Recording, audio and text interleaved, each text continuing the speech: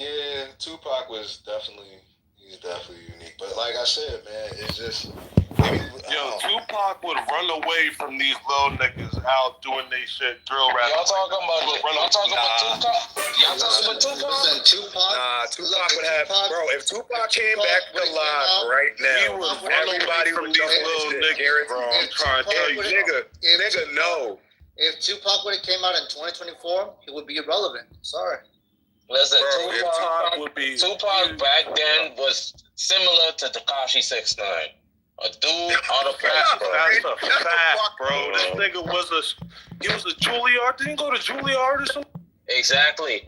He was wearing pump-up shorts, all that shit, bro. Bro, he would run away from these little niggas, bro. I'm trying to tell you. Built up a community, and the same thing Tekashi 6ix9ine did, bro. Yeah, Tekashi, man, bro. Why do you think he would run away? You know what? You're right. He probably wouldn't run away. About that thug. Nah, he wouldn't run away. Niggas are rapping about bodies they actually got. There's real indictments about. Nah, he wouldn't run away, bro. Tupac was about that life, but he still was a schoolboy. 4 people are unaccounted for. I have a link to the Google spreadsheet of all the people still missing that's updated by the Citizens Daily. Hilarious. There's still over 600. Sorry. It's so irritating. But this is it's good. They're giving credit to a lot of these volunteer groups. And Red Cross is out of the area now. So all those donations anybody gave, It's going to Palestine. Red Cross is there. It's like money laundering everywhere. It's like, how can people not see this money laundering on a global scale? It's what? So yeah, it's pretty fascinating. That's why I'm quiet, Rafi, and I'm cleaning the kitchen, and I'm almost done this casserole. It's cooling, so then I'm gonna cut it and package it. And next time I'm about to cash out, and they ask me if I want to donate $1 to Red Cross, what do I tell them? Fuck you, no, and then give me a name, and give me your $1. I'll find a fake. They're gonna have to rebuild, like paycheck by paycheck rebuilds. Because all the insurance is dropping them, because no one is covered for all this insurance in the mountains for hurricanes. So nothing is here. And the Small Business Association is bankrupt. There's no money to give to them to rebuild. It's still sitting in squalor. The River Arts District, Biltmore Village, it's wild. I was just talking to someone recently about how, I loved Asheville. I went to school in North Carolina. I used to go to Asheville. Where'd you go? I went to the Asheville school. Where did you go? I went to school in the center of Wake Forest. Wake Forest, yeah. But I used to go out to Asheville. One of my friends' older brothers was a manager of the Orange Peel. People didn't know, a lot of people might not know this about Asheville, but it's the small music capital of America in terms of they had 7 venues of less than 2,000 people where huge acts would come and perform because it was their stopping off point when on their way to fame and everything. It's just a different environment. It's such a cool city. And I'm thinking about plopping a little bit of money there because right now the price. Yeah, I can't join the critical thinking forum. I wonder how they know. Steve Martin owns a house in Brevard, 5 minutes. Steve Martin. I would assume a lot of you probably don't even know because it's probably in S corps and everything like There's that. There's a lot of them. But also we went to, the Salvage Station is a music venue that was already going to be gone because of eminent domain. So this last quarter they were going to save, they're going to make their big money, but then the hurricane came. But on Sunday night they had a fundraising concert and they auctioned off things that they salvaged, like the artwork from the Salvage Station. They were auctioning it off. Sick. Isn't that brilliant? So then they had a big mashup of all those musicians that you're talking about. They had brass players, the guitar. They are just we're just trying so hard to keep going with it. So. No, I saw huge acts. I saw DM in college. My friend's brother was the manager, so what he would give us, he'd give us tickets to sell on the street. So we'd basically be buskers and we try to sell tickets for the venue. But then we get free entrance, free drinks, free food. It was everything was hooked up and we just crashed it as an apartment in downtown Asheville.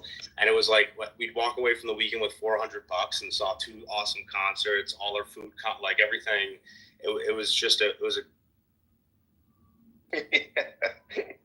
But they also developed a blue color they took from the conch fish, and if they take the juice out of it, it had like a purple kind of color dye, and they said this is reminding them of the phoenix, so they called it Phoenicians after the color of the phoenix bird.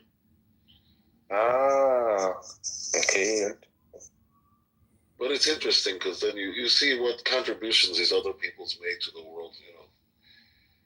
I mean, Question. if you look, Then what is the meaning of Israel? oh, that's a very famous one. Israel means to. One second. Okay, somebody's. Because I know it's the name of someone, but I don't know the meaning of the name. Well, if we go with the Jewish history, It's the name of Jacob. Jacob, Yes. right. Now these names are interesting in the Bible because we first have the Semites, right, and they were the children of Noah, right? You had the Sem. What you doing? See, I ain't even gonna invite you up. Last time I invited you up, you rejected it. So, no. What you said, baby? See, I'm sorry. I'm playing 2K. Not you a country westerner today.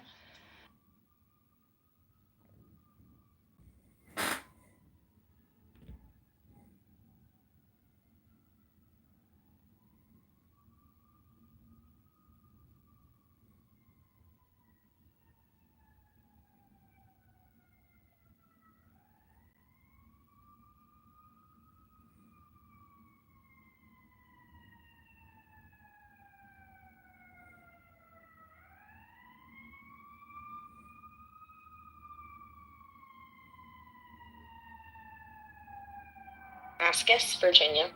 I love that part of the country. I dated someone from when I was 19 to 28, and she grew up Bryson City, like right Tennessee. on, like the, Yeah. well, it's technically North Carolina, Yeah. but it's like on the other side of the Great Smoky, like the Smoky Yeah, the Mountains. Smoky Mountains, they're washed. It's been crazy.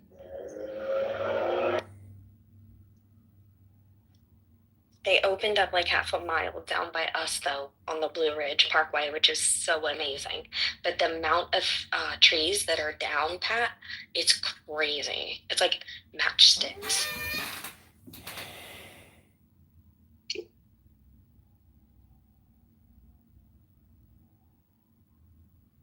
Well, it's a cool area of the country. I'm hoping like the attention will like. Have you heard of Wait, Billy wait. Strings? Speaking of good musicians, Billy Strings. Have you heard of this guy? No. Okay, he's like a new up-and-coming phenomenon, but he's going to play like 6 nights. It's not like we could get a ticket, though. We're not popular.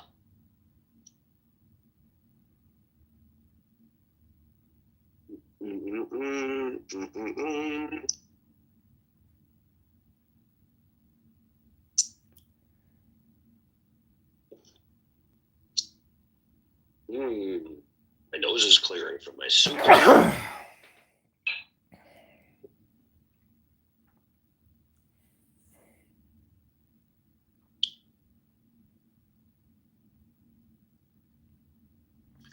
You ever had like the Greek lemon chicken soup?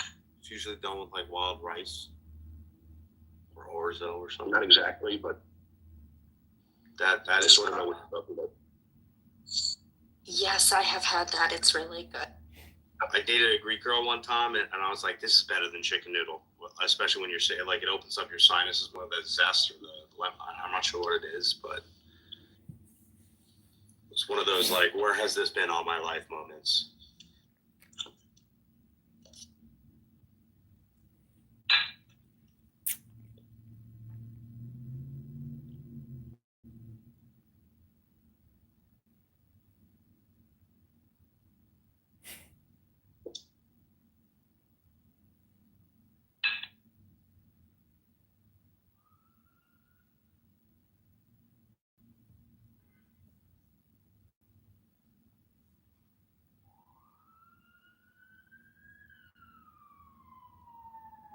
So the CEO of Cantor Fitzgerald got tapped for commerce.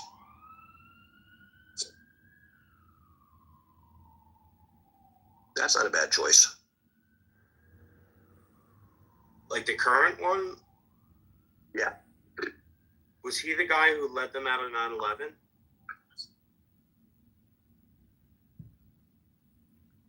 Yeah.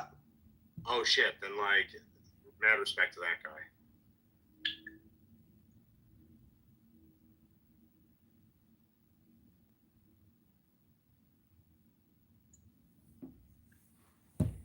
They lost like half their employees. Yeah, a lot. 658 employees. Damn. Yeah, that's mad respect to that guy. I don't know what his beliefs are or anything like that, but to get the company through that, that's wild. Good old Irish company.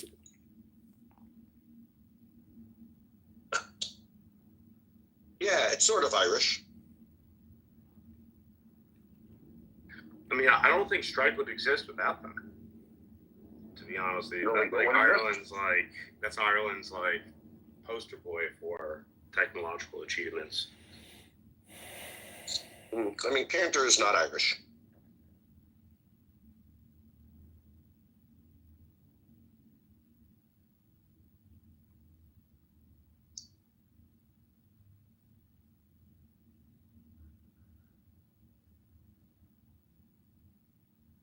That was very good.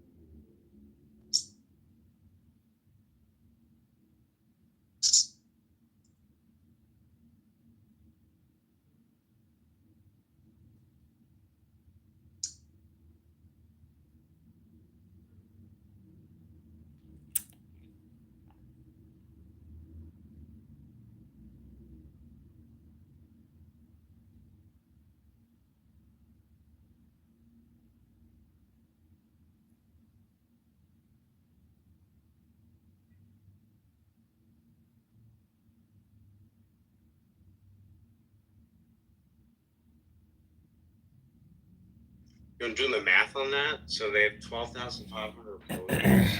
That means that 3% of their employees died in one day.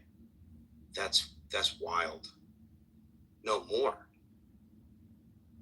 5%. Yeah, 5%.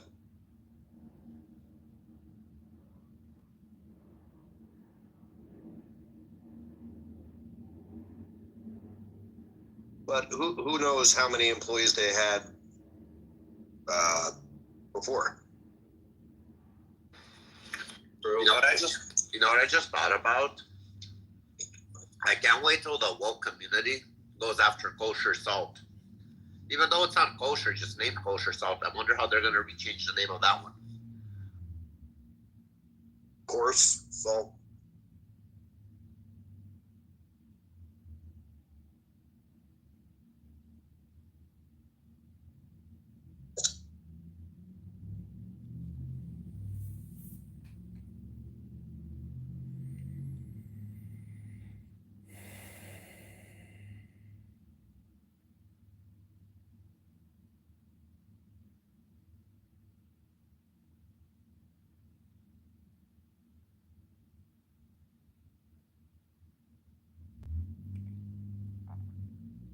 Have you ever read the story of Lucky Luciano, Meyer Lansky, and like the New York City kosher chicken market?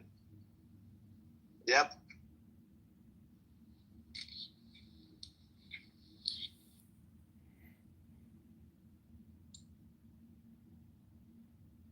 There's an HBO show called Boardwalk Empire back in the day, and they were like tertiary characters on the show. And all I kept thinking after like reading about them, there's so many books about these two dudes.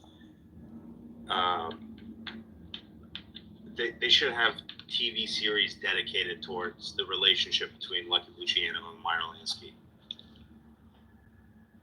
And Arnold Rothstein as well. They do. It's called Boardwalk Empire. Arnold Rothstein put As them you together. just said it.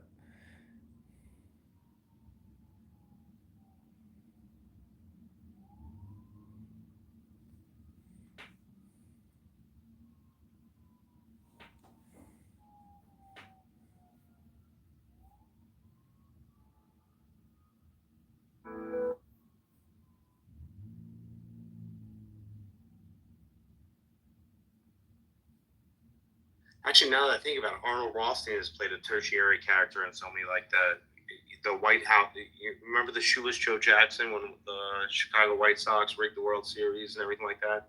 He was a tertiary character in that as well. It's.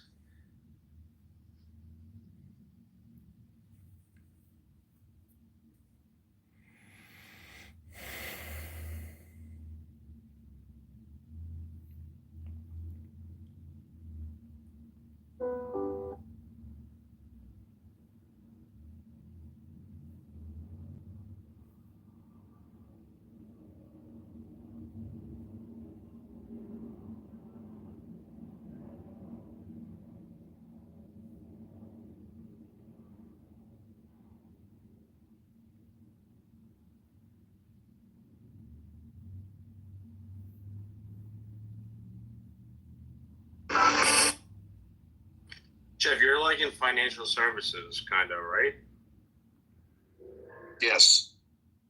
What's your strategy now? Charge my clients money and make them money.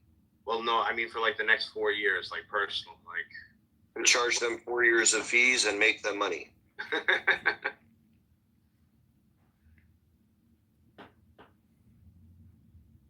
Do you think home equity loans will go down to 4% or below in the next 4 years?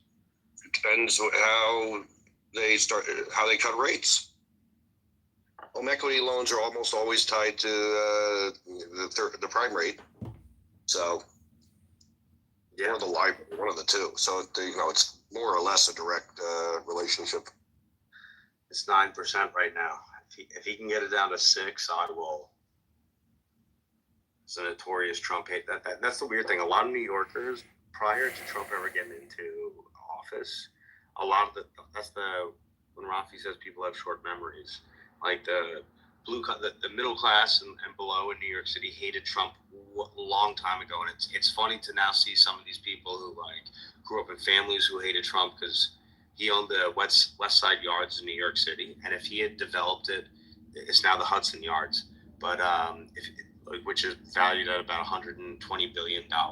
That could have been all Trump's. He used to own all of it, and he refused to negotiate it. He wanted to make a Hollywood East and call it TV Land, and he blocked the New York Jets and the New York Giants, which everyone who's a football fan in New York hated Trump because the Buffalo Bills are always like, we're technically the only New York team. Your two teams play in New Jersey.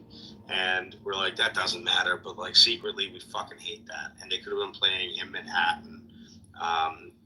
Yeah, it's kind of wild to sit. Like I don't get over grudges. I'm still mad at them about that. That's my biggest beef to pick with Donald Trump. I mean, home equity loans are mid-7s for decent credit.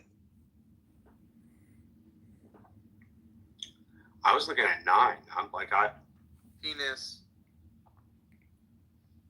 No, I mean, these aren't even like super credit. Is anyone else hungry? I just ate, so no. Oh, dude, I'm hungry. Yeah,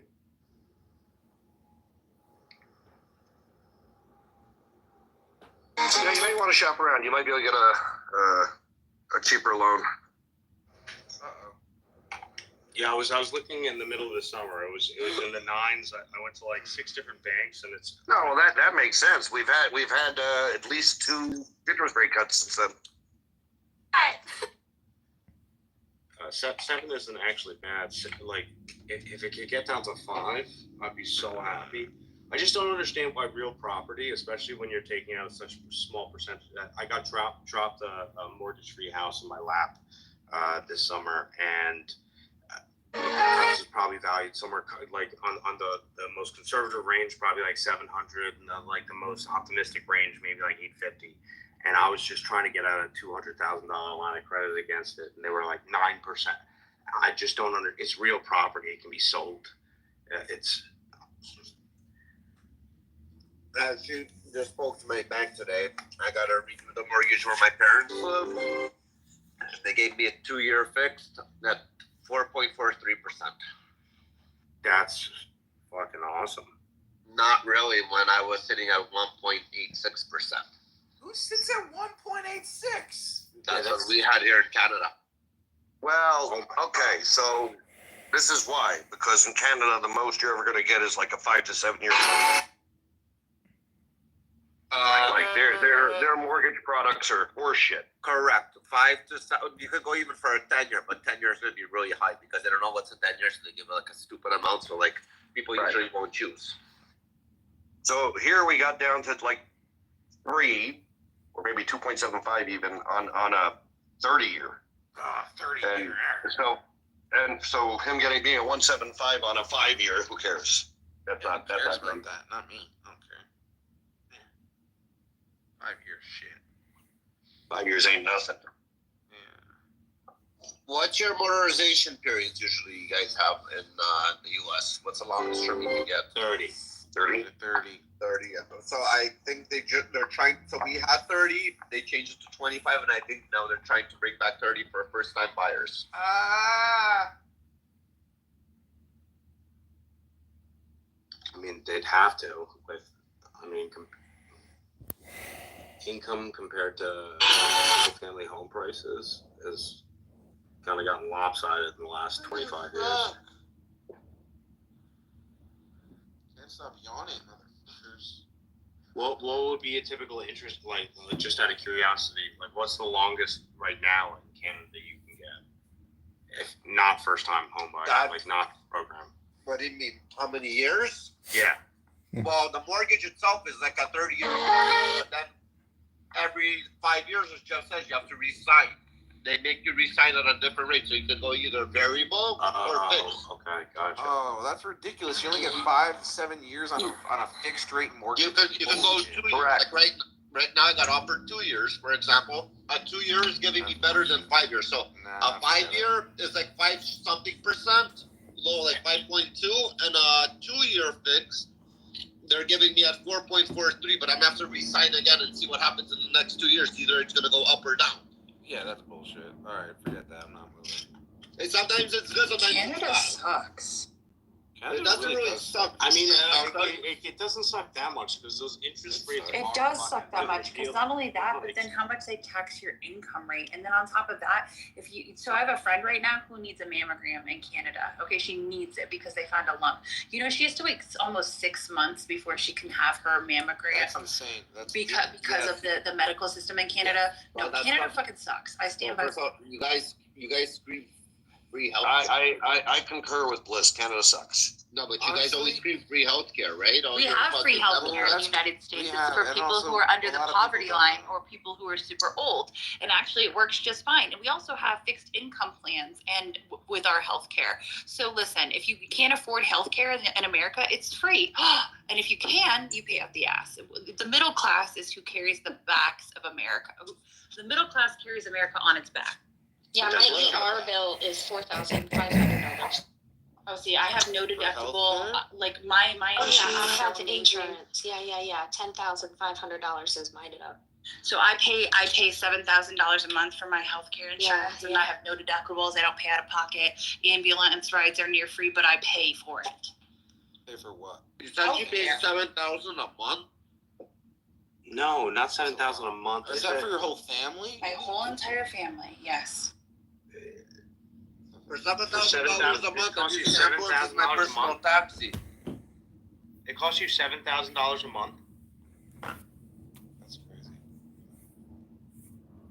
crazy. That's got to be like the highest level of. It's the highest level you can get. It's the most you can pay for. For me, it would be $800 or more a month to get a good health plan, where I would have $30 doctor's visits. Is your copay? I have no copay.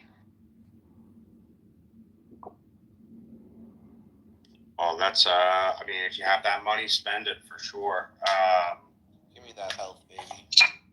I'm lucky to be like a dual citizen, so my logic has always been the one thing. Again, I'm not saying like cannabis is great or anything, but I've witnessed the socialist netting healthcare system of Europe, and I would say if you are poor or you are middle class, England and Ireland's healthcare system is more optimal for you. However, I will acknowledge that all the wealthy people in those countries, if they ever have serious problems, they come over to America for like the highest. No, they also pay for private. They have option for private. Well, they have the option for private, but at the end of the day, America is attracting the best and brightest doctor. Like it is. Not for long. At the end of the day, their system isn't so different than our system. The only difference is the government actually operates the entire medical structure for the poor and middle class. I think it's over. Sorry, I just noticed you all. He's in the audience and said he wanted to be brought up. And also, I want to ask Bliss, where does she live? Because that number is shocking. I live in like Denver.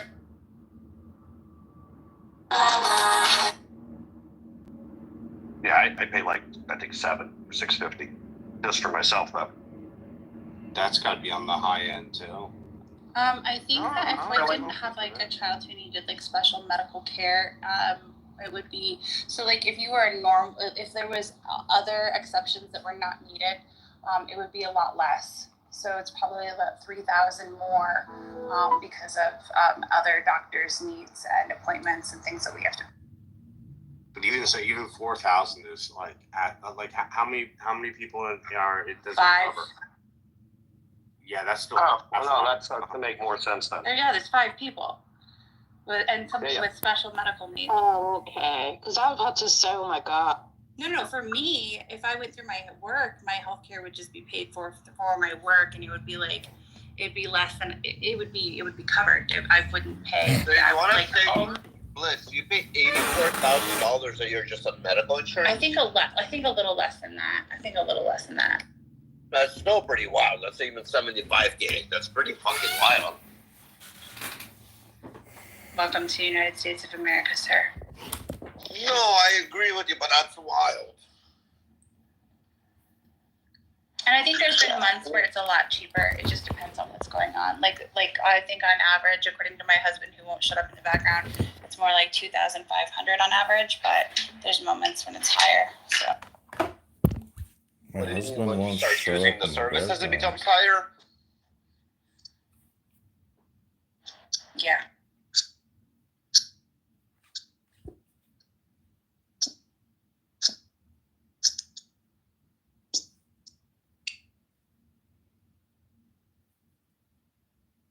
Let's go.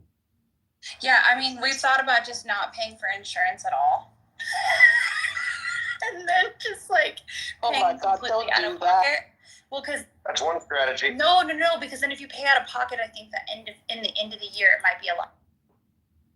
Did you ever accumulate what you guys used the services for the full year and like did the math? Tallied it up? Does it come out less?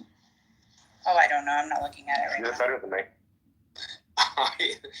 That's what my dad did, but he had the benefit of having like Irish. I remember when I was 7 years old, we went over for a vacation and I had to have surgery in Ireland. And like looking back, I asked my parents when I was older, I was like, looking back on it, it seems like you knew I had a hernia. And you brought me to Ireland because their surgery was like $800 as opposed to like 8,000 in America. So like that vacation was on like I paid for that vacation kind of. And yeah, my dad was like, yeah, that's what I did too. I remember my dad broke his knee and he went for orthopedic surgery in Ireland because it was $1,200 out of pocket. My goddaughter in Ireland had a brain tumor. She was a 5-year-old girl, brain tumor, a little bit bigger than a golf ball, a little bit smaller than a baseball, like somewhere in between that. And she had 3 different brain surgeries and she was in the hospital for like 35 days. My cousin is a teacher. He's a 1-income household, makes 55,000 euros a year, and that's enough to support a family of 4 in a nice area, Dublin and everything like that. And I was just shocked that I was like, just out of curiosity, like how much is that? Like how much were those medical bills? 2,400 euros he had to pay for 3 brain surgeries and 34 days in the hospital. people. And in America, that would have bankrupted them. Yeah, that basically is the saying problem. Is like even with really good insurance, when you have somebody who's going to the hospital or needs a lot of high-level treatments because of things like that, then you end up in spaces like mine. But I will tell you that if I didn't have if I had worse insurance or higher deductibles, it would be way more than. Yeah, So yeah. I know for a fact people go to like Mexico and from Canada, and I'm pretty sure from the US, like to go get their dental teeth done or something like that. I know a few people that went there, they got their teeth fixed because it was like literally half the price. I really would not advise that. Like, please look at dental schools and look into like free services through that instead, because like the head, like the person who's in charge of the program, they'll be there. Well, not the program, but the class. They'll be there and supervise throughout the entire process. They put in porcelains, Christy. It was for porcelains. Like to mix their. I don't know, but I'm just saying, just be careful. It's like non-risky things. Yeah, I get the logic behind that. But like anything, first off, like if I'm going under, I'm not going to. If I'm getting anesthesia, I'm going to a regulated country. No, this wasn't anesthesia. This was basically. Yeah, exactly. I understand why they went. So he had it for this kid plays like I know one that just recently got it done. He was playing hockey, so he had like I think one or two of his front teeth knocked out. So he had like those implants or whatever they put in there, but like they were shit. So he went to Mexico, like they did his implants properly, and like they did porcelains for the front. So he has like a straight smile, and like he got a vacation out of it. Plus he got his teeth done, and it cost him a fraction of the price. It still came out I think less than half price than what was offered here in Canada. Besides, teeth aren't real important to Russians. All the vodka, they end up falling out anyway. It strengthens. It's calcium in there. Don't forget, Joe. I know a lot of people have gone to Turkey for hair implants. Yes, Turkey for hair, correct. You know what actually Turkey is known for? Forget about hair. Turkey is actually known for implants, for teeth implants. That too, yeah. They actually do it properly compared to like in North America, everybody looks like a fucking rabbit. Their teeth stick out after those implants. I don't know why. They look crooked. Turkey actually shaves off your teeth and does them properly. Actually, Turkey's very good at that. The teeth. The one thing I've noticed is like in America, which you don't see in Europe as much, if you go into like a club where there's like black lights, you can tell who has fake teeth or not. Whereas in Europe, it's not as obvious. I'm dying. Yeah, I broke up with a girl because of that once. That's a wild Because her teeth were fake and they glue in the black light? I was a freshman in college. I had a black white light in my dorm. And her two front teeth just. Oh, they glowed. Okay. And it just freaked me out and whatever. I was dumb and young and. No, I completely understand now. Like if they don't all match, like if they were all the same color, like in the brightness of the okay. It doesn't fucking matter. It doesn't matter.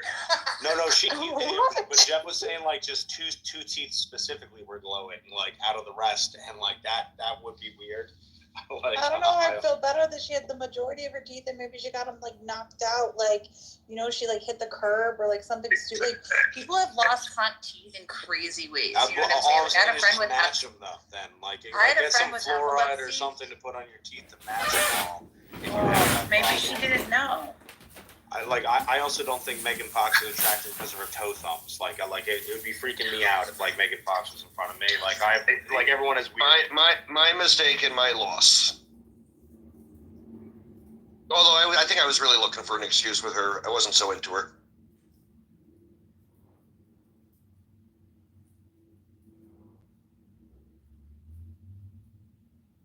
What are some other weird icks that you've had before? That caused me to break up with someone? Yeah, something where you're like, I can't get over this. Does it have to be weird? Like a small imperfection or something, like not weird necessarily, but I don't think I have another example where I ended something for something that really doesn't matter. Well, I didn't even start something for something that, well, it does matter, but again, kind of freaked me out. I was talking to a deaf mute, and absolutely stunning. And I decided she must be a scam. But years later now, I'm thinking about it. I'm like, there's no scam. Like, how does that make her an advantage? But anyways, who the hell wants to date a deaf mute anyway? Yeah, I don't think I have another, like, I ended it with someone because they had a pimple on their back. I don't think I have another one, like, something like that.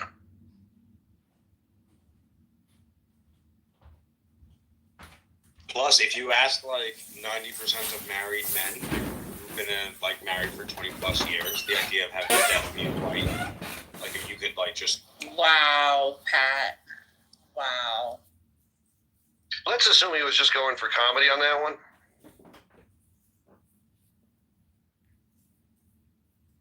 If Raffi said it, he would have meant it.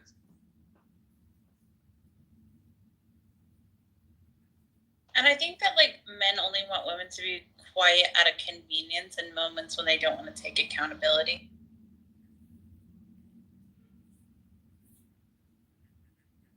No, just generally, quiet is better. To be fair, like I like quiet too. Yeah, that's true. Like if you asked, yeah, until you want somebody to talk to. 90% of married women. 90% of married women who've been married 20 years would love a deaf mute husband, like as well. Like it's just people who've been married for like 20 plus years. I don't agree. They probably just want some peace and quiet. Now I wouldn't want someone deaf mute. I don't either. I just like, yeah, I just want my own little space of quiet. Deaf mute girlfriends are the best. Okay, let's qualify. First off, like definitely deaf would be better. Like they could still talk to you and like you could learn sign language, but you definitely hear them coming around the corner. Do you know how So, dangerous arguing and driving would be, especially if she's driving? I'm just putting that. Yeah, and I'm going to push back, even as a chauvinist. You're better off with a mute girl who can hear. Oh, that's actually. You tell her what you think. She can't respond. She can use sign language. Again, we're back in the situation of driving.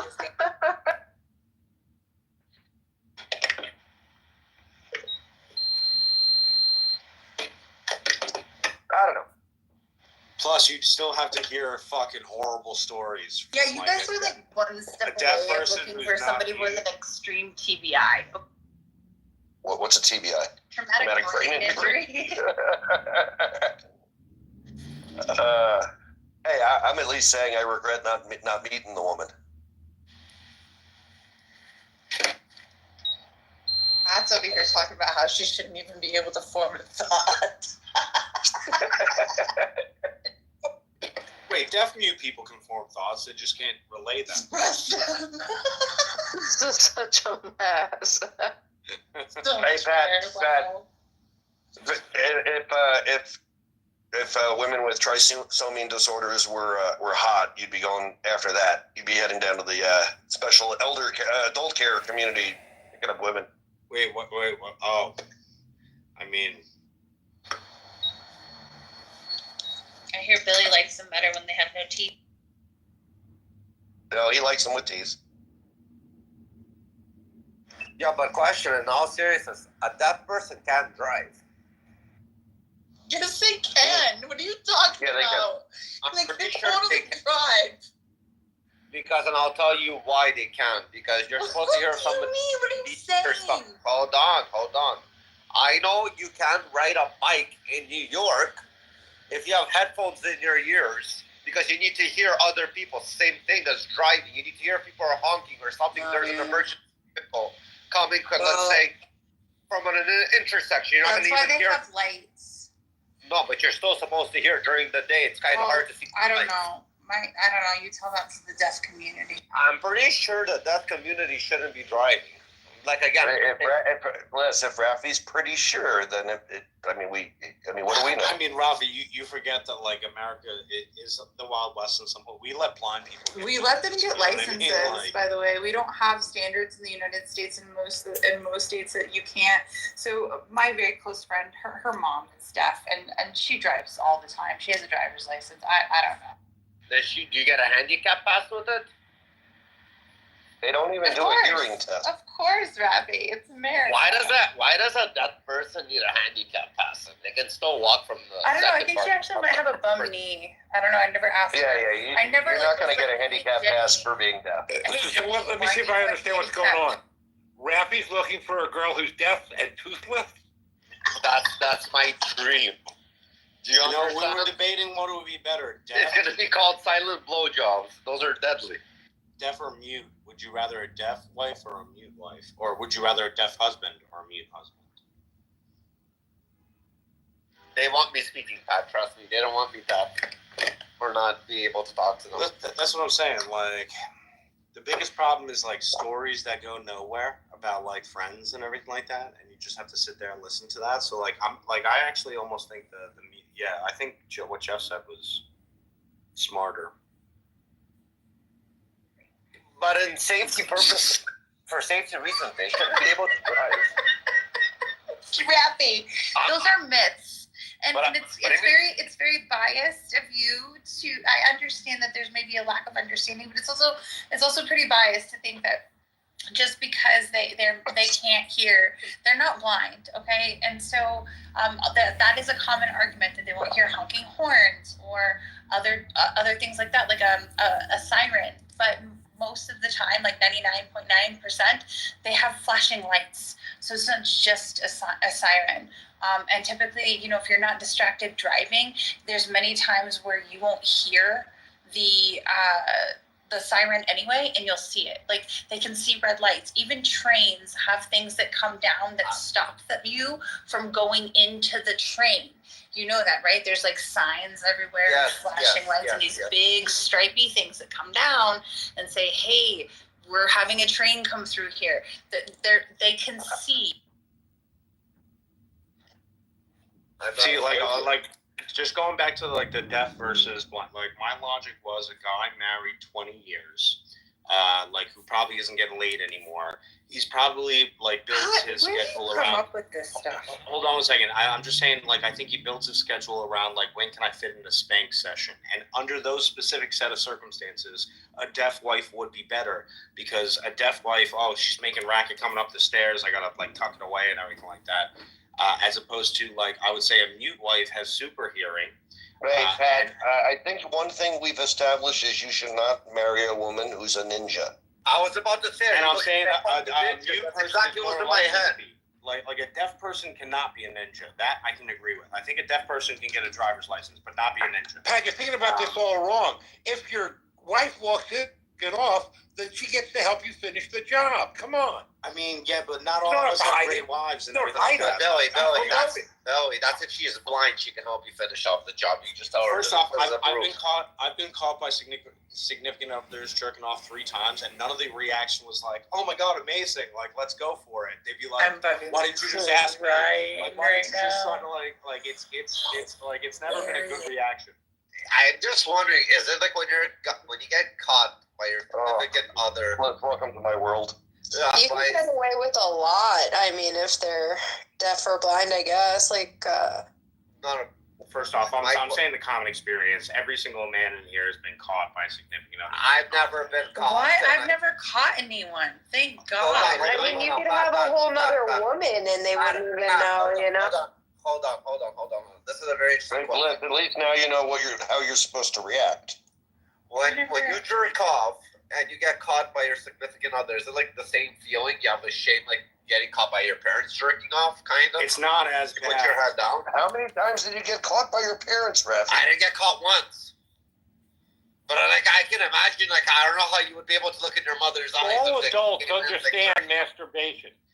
See, I never got caught by my parents because, like, I was the logical. A lot of my friends who have gotten caught, like, this is a conversation I've had before, actually. My friends who have gotten caught, they were, like, closing their door, but, like, you don't have locks on your doors when you're a kid.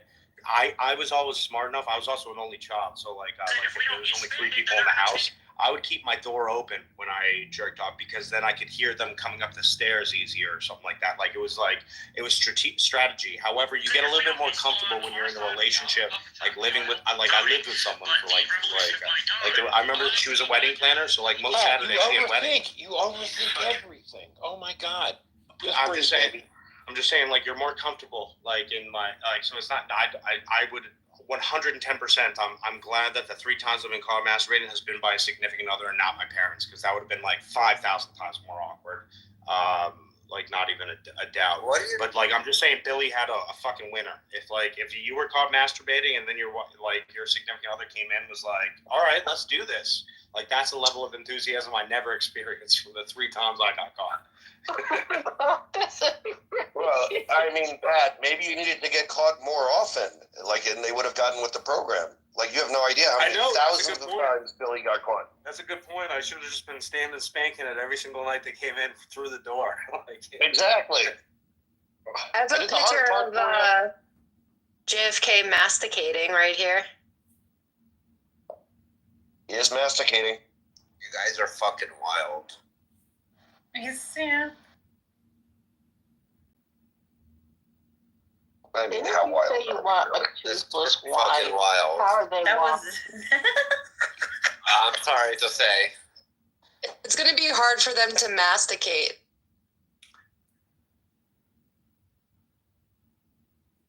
Hey, Rafi, what's your philosophy on your partner masturbating? On my partner masturbating? Sure. You do. Bother me. You're in the Matrix. She can do herself as long as she doesn't. At least he's consistent. He doesn't eat pussy, and he's not offended when she masturbates. Hey, Beth, welcome to the room. Have you ever caught your husband or any of your boyfriends masturbating? No. I'm going to get Gatorade for my son. What about the son or the daughter? No. Never. But I make them put their own clothes into the washing machine before I wash them. Do your son's socks stand up on their own? Have you seen Grandma's Boy? Will the socks stand up on their own? Yeah. Grandma's got a good boy. That was a great movie.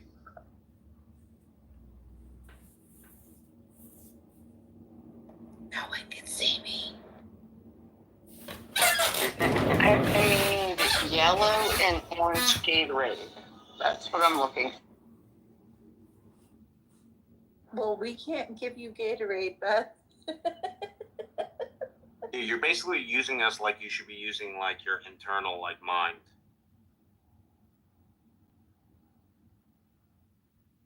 She. And not familiar for you, but we came from a different dimension. So different dimension, still this, took me years to understand what it means, different dimension. But this is what they explained to me. And it seemed that the other dimension, it's not a different place. It's not a physical different place. It's like a spiritual different place. Spiritual is the only word that I can find to something that is existing, but you don't see physically. But it was like a different dimension is not a different place. It's here, but we are not aware of it. And they can move from that other dimension and come to our physical. Old man that have nothing to lose. Yeah. Well, I say everything is changing very quickly. It's going to be really interesting next couple of years. I think within 2 years. This guy hates Trump. I forgot. A lot This of is stuff Heron is going Stone. to change in the next 2 years, and I don't know how it's going to be. We'll see.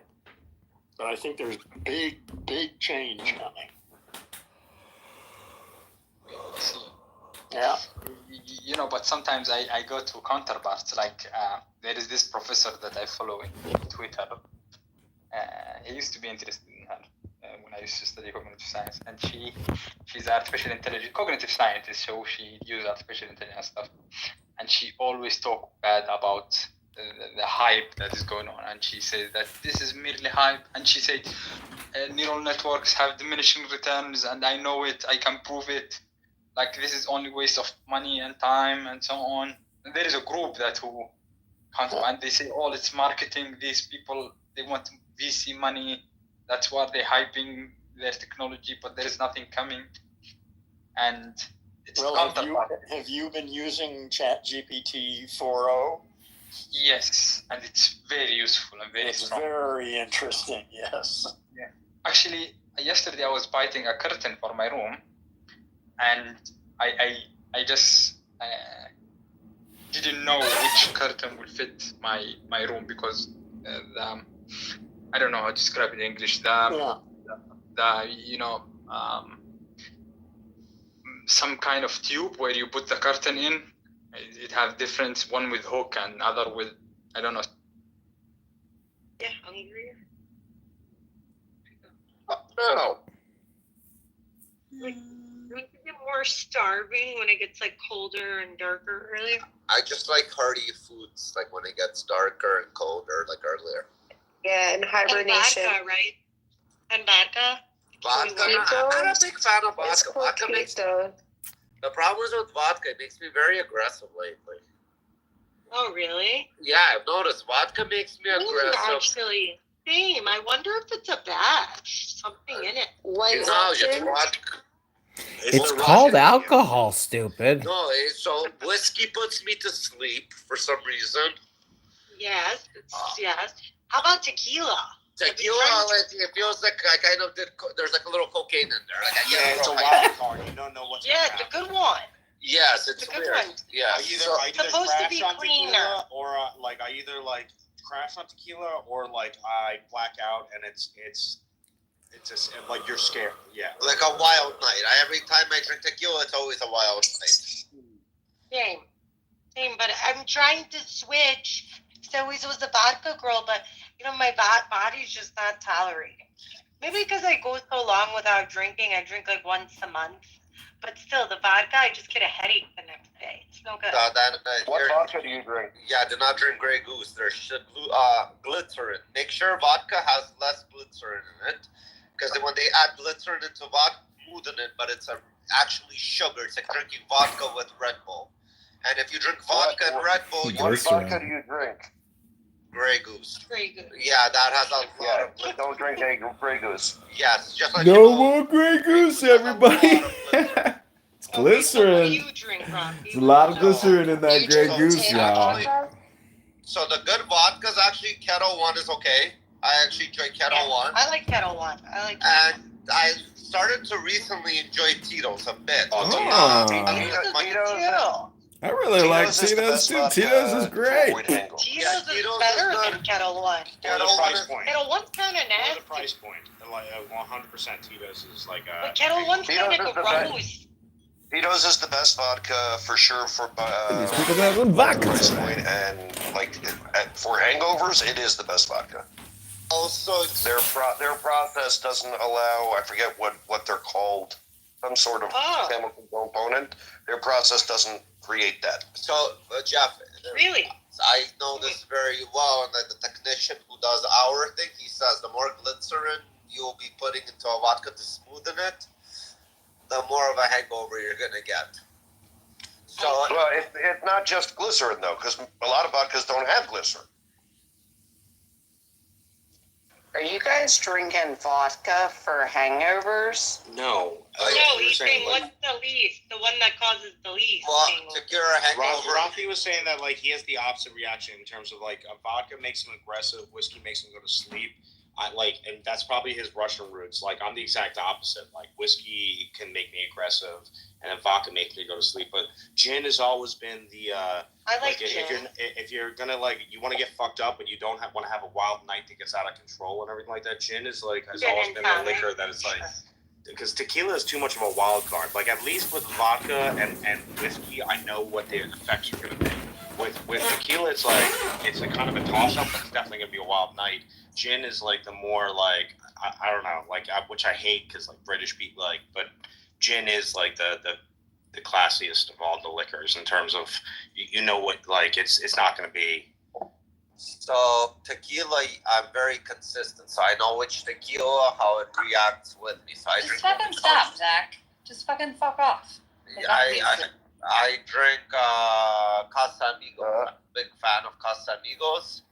And I know every time I drink it, I know what I'm expecting. So when I drink other tequilas, it might play a different role in it, but I stick to one type. Billy, tequila makes my clothes fall off, just so you know. Oh wow, okay, Beth. When I meet I'm making rum drinks. I'm making rum drinks. Rum drinks. Bliss, I took care of that for you. What? Was that for me, Beth?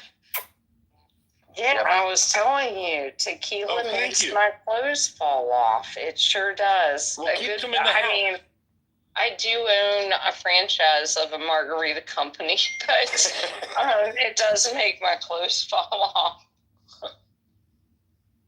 By the way, Rafi, Casamigos is not very good tequila. I know you were telling me that multiple times, but this is the best I'm finding here so far in Toronto.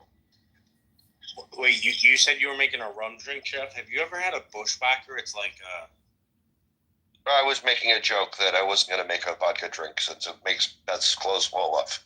Oh, gotcha. And no, I don't do a lot of mixed drinks, well, really at all, because I like drinking alcohol straight.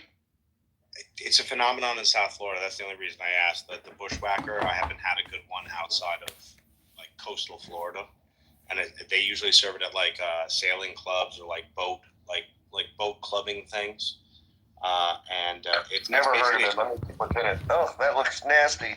It's almost like a milkshake. So it's a creamier version of a mudslide. Like in terms of they use milk and like 4 different types of liqueurs, and then they put rum and a 151 floater on it. So it actually it's like a milkshake that gets you fucked up, but it's delicious. And it's crazy that they don't even put any sugar into it. They use the liqueurs as the sweetener with the cream. That they sounds turn it into great. ice cream. Boy, it's so good. So Beth, that's what I need for you to get my clothes off me. You could have 5 of them, and like you wouldn't it's you know how like frozen margaritas somehow they get to put a little bit of extra tequila in it. You don't really taste it because it's like it's a treat kind of. It's one of those things that it sneaks up on you, and it can be scary. But Bushwhacker, if you get the chance to try Bushwhacker in South Florida, Jeff, it is the tastiest drink I've ever had in my entire life in any country in the world. Yeah, I'm sure it's delicious. I'm looking at what's in it. But I like Jello shots, but it really that will catch up. You can also taste Jello shots. It does taste vodka-y. It does taste like whatever liquor you're putting into it. You can taste it. This you cannot, and it's a 151 floater. Like it's a shot of 151 on top after they've frozen like the liqueur rum cream mixture. Do you guys like? I've been to many parties where they have like that Jägermeister thingy, or I don't know even what the fuck it is. Jaeger bombs? Where it's on the ice machine, like it. They have an ice sculpture, and then it comes down, and you have to put your mouth. What is it? It's like an ice luge or something. Yeah, you're at the bottom of some type of ice sculpture, and then you drink this shit. No, I'm not going to do that. Jaeger was the one thing I missed out on. I was just never a fan of it. Everyone in my generation, Jaeger. I liked it back in the day. Yeah, I was never into Jaeger or Goldschlager. Goldschlager? Like Goldschlager? Yeah, I was never into it, and I was never into gin and tonic, none of that stuff. I like gin and tonic. Yeah, I love gin buckets. That was like a college staple. Like it was a classy night. And then we also had, I went to school in the South. We had this thing called Everclear, which is rough, but that's what we made our punch out of. Whenever you see like those college frat movies and they're making big hey Pat, do you think anyone went to college and didn't use Everclear when they made their punch? A ton of my any of my friends who went to school in the Northeast, Everclear wasn't allowed to be sold in the Northeast, so like none of them knew what that was. They also and then when I went to school in the South, the other thing is we used to call cases of beer racks. They were called 30 racks. But in the South, they only sell beers in cases of 24. So like we were dropping laws around. drinking laws around the country are it's wild. Yeah, we used Everclear when we did our outdoor events, or Bacardi 151. In college, I was in a fraternity, but I was there just at the moment where we went from beer to LSD. Well, that seems like the right timing for you. Yeah, that was yeah, it worked out pretty well. Really, every Friday night we would drop acid and listen to Dylan. But Saturday nights I would throw the Hawaiian party. We had a ton of sand in the fraternity house that took forever to get rid of. And then we stole a tiki god from in front of a. What fraternity were you at? It was Phi Sigma Delta. Now it's ZBT. I've heard of them before. No, it's the big Jewish fraternity. One of them. Yeah. Does the Z stand for Zion? It does now, motherfucker. Nice. Zionist boys of the Torah. Did you have one of these? Yeah, 2 of those.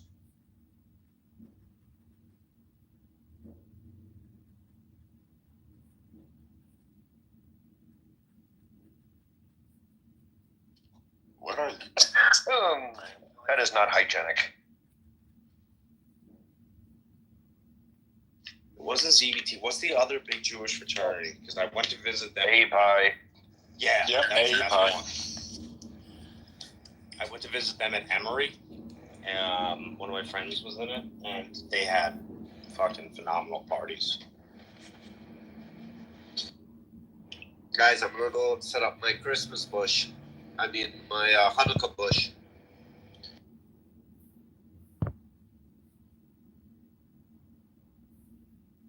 You're going down on your roommate? No, it's the Hanukkah bush. And you're putting it up before American Thanksgiving? What the fuck? Well, whose fault is it you guys are doing it so late? You guys like to waste time. It's not our fault that you guys do in Canada weird holidays, okay? But I will be texting all of my Canadian friends and saying Happy Thanksgiving.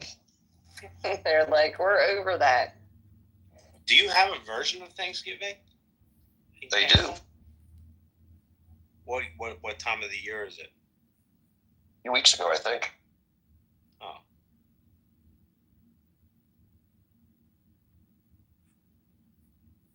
It's my favorite. Yeah, I think it might be in like August or something. I don't know. What, Russian Thanksgiving? Canadian Thanksgiving. Canadian. No, we just had it. That's what I said. It was October.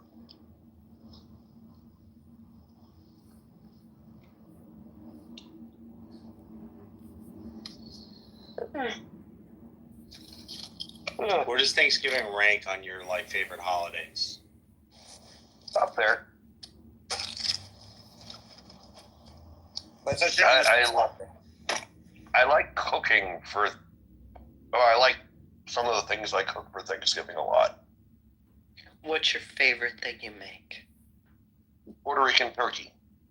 Nice. Oh, I've had that before with all the citrus, and they stuff it in the inside garlic, citrus, and I've had that once before. Not exactly, but it's called pabachon. They basically prepare the turkey the same way they would have done the lechon, the pig. So it's very good. And my fresh cranberry sauce is ridiculous. I like to make my own as well. How do you take your stuffing?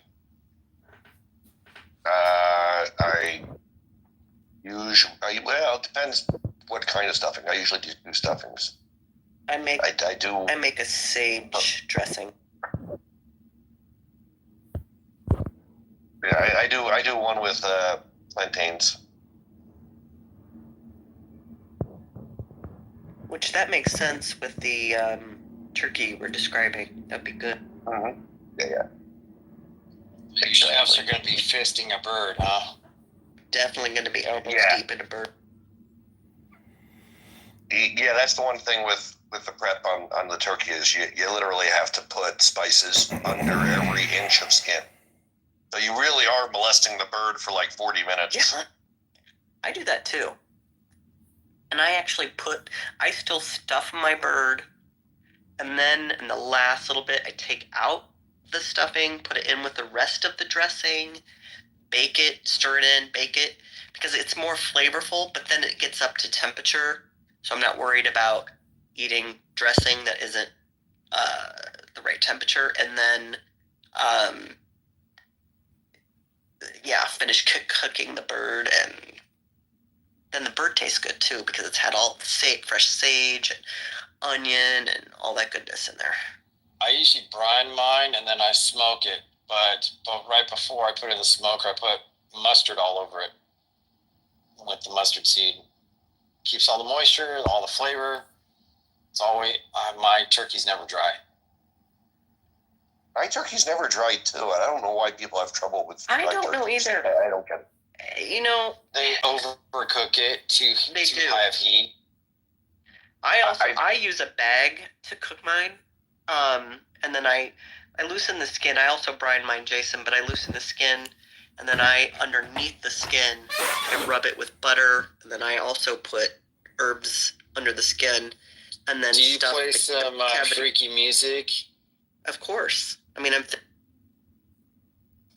You still there? I was trolling about the. Let me respond to that.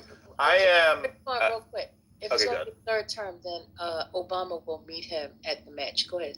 And he would not have Trump would lose. But go. So Patty, by design, I am an optimist. I will look to So you're a change figure out what optimistic scenario is there to get from a bad situation. You're a change agent. Yes. Yeah, my cousin's a change agent, and she does the same bullshit. I'm like, shut the fuck up. I could see him cutting federal employees, which will affect unemployment, but by 20%. Just cut it, and it won't affect the efficiency. When she graduate with all the AP requirements for UC, I don't know. Hang on for a second. Love to Are you finished with your point, Rohan? Because I like to really quickly. You said targeted. Okay? Children are not being targeted. Okay? Women are not being targeted. That's a lie. Israel was targeted. Israel. That's a lie. That's a lie. We've already seen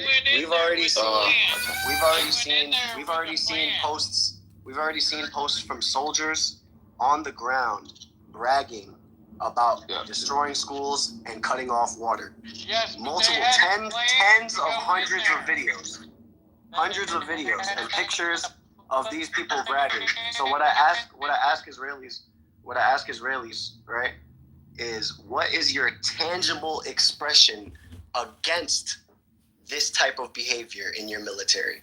What do you do to make sure that these attitudes do not pervade throughout your military? What do you do? Yeah.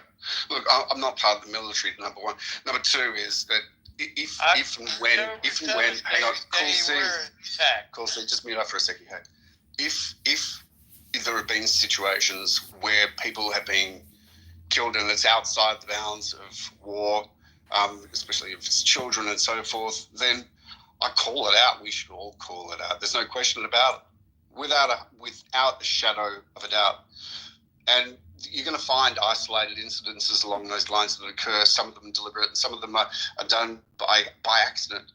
Proof of that is that three Israelis who were waving a white flag were killed by the IDF by mistake. This is what happens in war. Mistakes do occur. I'm not suggesting that every single situation that has occurred like this has been a mistake. I said what I said. I wasn't talking about mistakes. I said targeted. We're talking about being targeted. We're not talking about mistakes right now. Israel was targeted October 7th. That's happening. Because there's one thing you said, like, it must have been like 10 minutes ago. That's the issue with is the war started when Hamas chose to abduct and murder people or kill people. And it's like, I don't know, like, was that a war? Like, are they capable of, like, is this a war? Like, I don't know. It's not really a war between anything like equal size. They knew the results of it. Look, I mean, they knew well exactly what was going to happen. They How would you know? They planned very well to be able to go into Israel. Let's just pause there. Like, what exactly did they know? What do you mean? They knew the plan. I mean, you just said that they knew. Bro, I mean, I'm sorry. Yo, cool. Your mic sounds mad far away. It's super hard to hear you. And you're also. They knew okay, what did they know exactly? When they attacked, they were coming back after them. They knew what they were doing had results. Revenge. Obviously. They knew what they were doing, and they knew what they were doing was wrong, so they planned to be attacked back.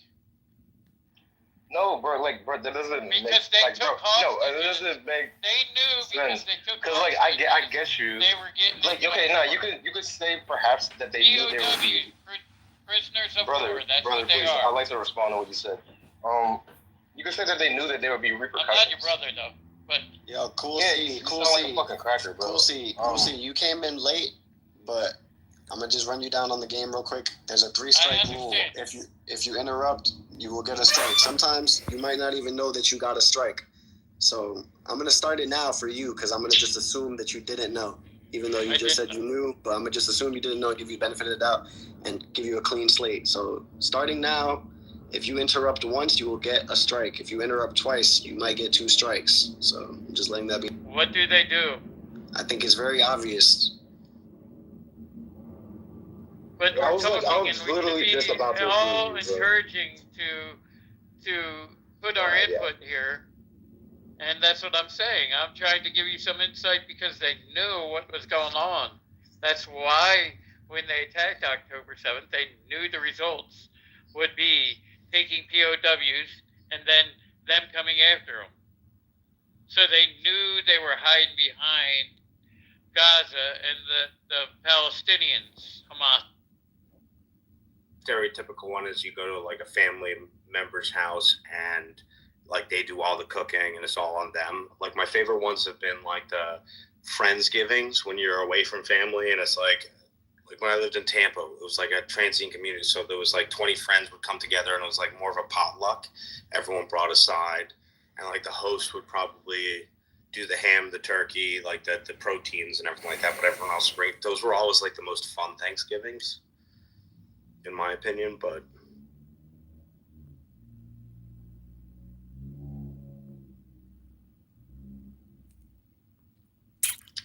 I would that area. Like, bro, 80% of the people in Gaza are already refugees from an earlier evacuation, an earlier humanitarian crisis, an earlier chapter in Israel's ethnic cleansing. Unless Israel can reconcile with its past, like, it's not good for security. It's not good for like people that like me that want to enjoy Israel and also Palestine. But it's also not good for Israeli business. But this isn't a conventional fight. This is actually this isn't a conventional fight. It's actually one of them is operating as terrorists. One of them. Okay, he heard me first. So like, it's not a normal fight though. You're basically what you're doing is that you have one group. They're like terrorists. They're basically fighting guerrilla warfare style. Then you have a conventional military who has to, operate by the Geneva Convention's, code of conduct during war. Whereas, similar to like how insurgents in Iraq would behave, or even the Taliban in Afghanistan, they don't abide by any of that. So they slip in and out of civilian populations. That's what they use as cover. So it's not. It's kind of hard to compare. Like if you look at Russia and Ukraine, you have two conventional forces. They're fighting each other in uniform. It's a completely different style of war. And it's also way less likely for you to have civilian casualties because you're not in an urban center and you basically are only fighting each other. That's the real big difference. Yeah, well, I've got to ask you a question. What do you know? How would you rate your knowledge on the history of the region? Honestly, this is like almost like a go-to question from Israelis. I can't rate my knowledge. I don't know. Like I feel like I have a fairly good timeline of the region since 1947. all right. So, I mean, you said something about ethnic cleansing. Maybe I'll just hone in on that. Do you have any idea how many Arabs and Muslims were chose to be able to stay in Israel in 1948? How many chose to? Yeah. You mean of those that have the option? I didn't know that any had the option. Absolutely. People had the option of accepting Israel as a state. No, not some people did. Some people. Yeah, okay. So maybe I can break down a few statistics. In 1948, there was approximately 156,000 Arab/Muslims who were living in Israel at the time. They chose peace. They chose to be able to stay. They chose to be able to bring up their families there and to be able to flourish in Israel. Today, those numbers have gone over 2.1 million people. They have flourished. They have had support of the Israeli government. They have equal opportunities. They are lawyers, they are doctors, they are solicitors, they're accountants. They're people who fight in the IDF. Immigrants. No, they're people who... No, not immigrants. We're talking about people who identify as Arab/Muslims that live in Israel. That's what I'm talking about. I feel like he's leading to a point.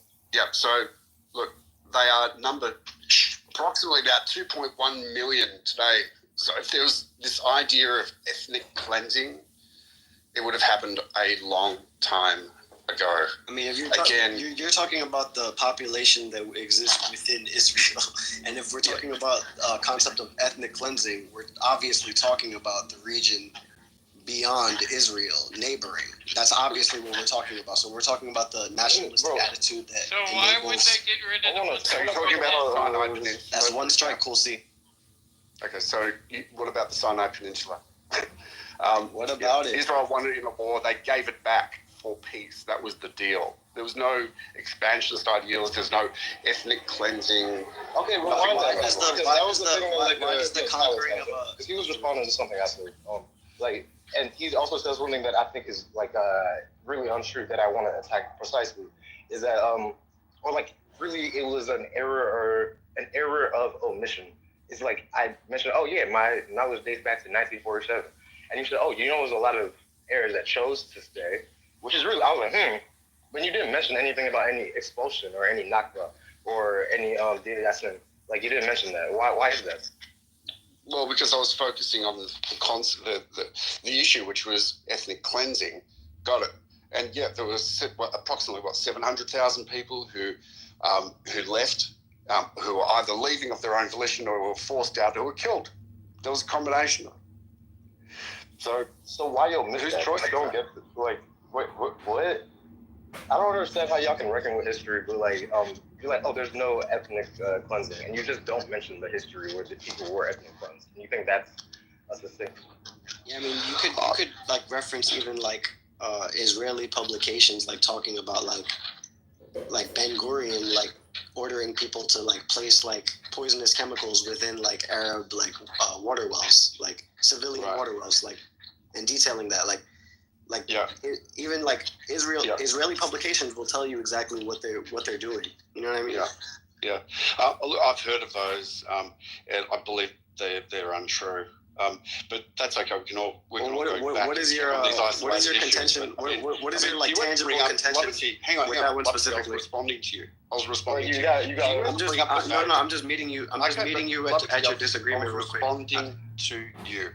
But what I'm asking you now is, do you ever bring up the fact that Israel is like no other country in the world that is surrounded by fucking enemy states, by terrorist groups wanting to be able to destroy it? There's no other country. I think that just to answer your question, because I feel like you. Wait, go ahead. Did you ever bring that up? Yeah, like that's an aspect of settler colonialism. Like you go somewhere that's foreign, you build a fort, and you're like, oh, everybody wants to kill us. It's like, but it is though. It is. Like, that's kind of what I was gonna say. It's like, bro, like, bro, Jewish people could have come to the land. They could have come with peace. They could have been like, oh, we want to buy all this land. We want to still not take off the farm people that have been working on this land for generations and still employ them. They could have come peacefully. Instead, they said we want complete control, and like that is kind of where this shit happens. No, creating an state. Well, okay, maybe we can just talk about this. The United Nations, okay, at the time was dividing up multiple territories, including, let's say, for example, India and Pakistan. In 1947, they divided up that entire region and created 2 states, one which was Pakistan, one which was India. 14 million people had lost their land and were displaced. 1 million people were killed in the process, but 2 countries were created. Jordan in 1946 was not a state. It was created by the United Nations League of Nations.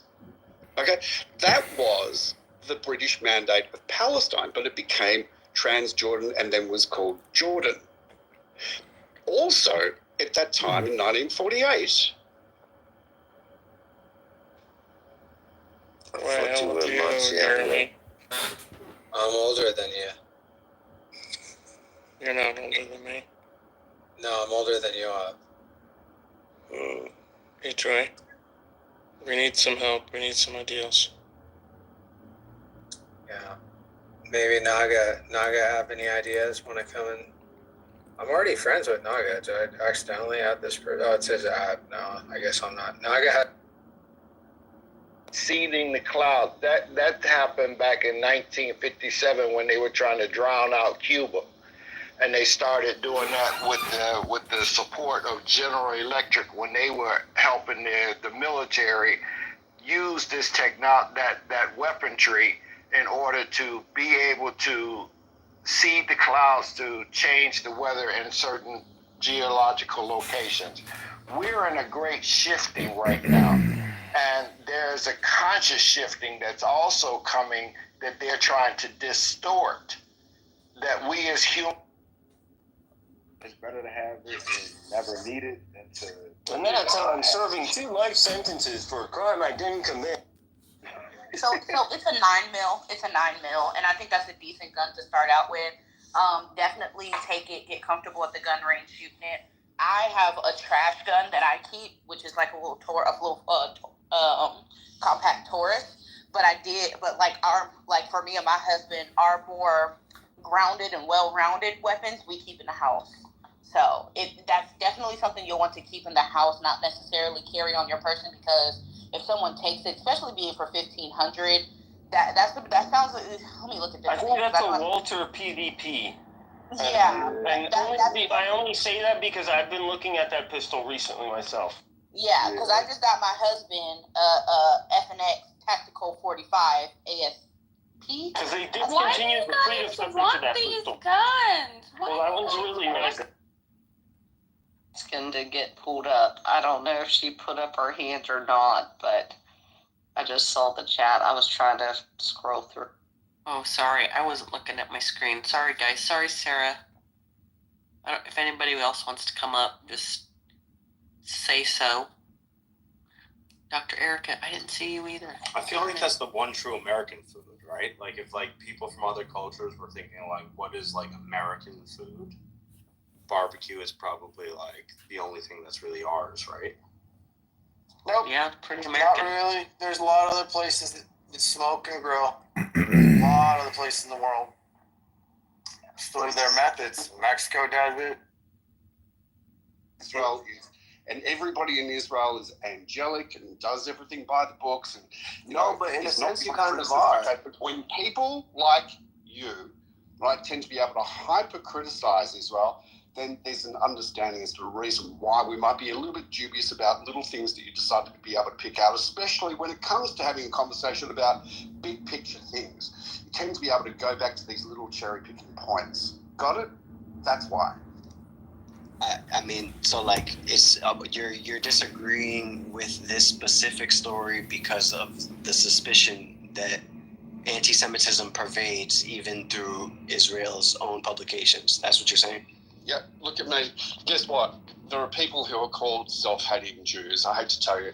There are people in Israel, okay, that do you think every Jewish person who is against Israel is a self-hating Jew? Let me finish. No, now you're trying to create an argument that I'm not creating. I'm not trying to create. That's garbage. I'm saying there are people who are called self-hating Jews. There are people in Israel who don't like Israel. There are people in Israel who don't like particular policies of the government, or even, for that matter, other parties. But guess what? That is democracy. And Israel is the only fucking democracy in the whole region. Okay, the Arabs and Muslims that live in Israel today have got better fucking human rights than any other Arab Muslim country in the fucking world. Have you focused on that as a topic? Why not put that up as a topic? Why not focus on that? Why not focus on, what's happening to the women in Iran? Why not have a look at, why is it that 90% or whatever it is of the terrorist organizations in the world are Islamist? Why focus on Israel? So we're on like four different points. This is, okay, we are. I'm trying to point out to you. This is common with people whose arguments are inconsistent. They will jump from point to point without giving you a chance to actually meet them at whatever point they say. So it's like building up an argument, so that like by the time that they're actually like in a heated discussion with somebody, they can say, "Oh, I named 5 things," but really you didn't go through any of them with anybody. It's just tropes and propagandic devices. So like, to answer your question, which was really hard to track, very challenging to track, but your question about why I don't bring up these things and specifically why I don't bring up the idea that Israel is surrounded by enemies, I think that it's very convenient for any warmongering nation to say that they're surrounded by enemies. That's like literally what would happen if you found your nation in violence. So like, right. It's not something that I get that you get a hard on every time Israel's mentioned. Tell me one thing. When is it that Israel has initiated a war? Hang on for a second. Give me a date. Give me a time. In the last 75 years, Israel has initiated a fucking war. Are you familiar with the Samson option? Are you familiar with the Samson option? This is so funny. You're telling me that Israel is warmongering. I give you 75 years. I hope the to be able to tell me what's happening here. No, hang on for a second. I give you 75 years as a scope to be able to tell me, right, an example of one time where Israel has initiated a fucking war. You can't give me a damn thing. You're full of shit. You've got bias. Just own it. Take some time out. Do some reading and learn. See, you have got bias. This is what people do who don't want the everyday layman to have a discussion on any topic that they disagree with people on, because look, you can what play the normally happens card, when okay? people you normally can play the victim card. I get it. That's exactly what you're doing. I made the strike system very clear, and the strike system is only implemented because the strike system is only implemented. The strike system is only implemented when people get to the point to proving that they can't have a civil discussion. So like, this literally is your third strike. I would actually like to continue the conversation, but I wouldn't be myself, and I wouldn't be staying true to my discipline and my values if I didn't boot you from the room. So I gotta boot you from the room. This is your third strike. I'm sorry. Loser.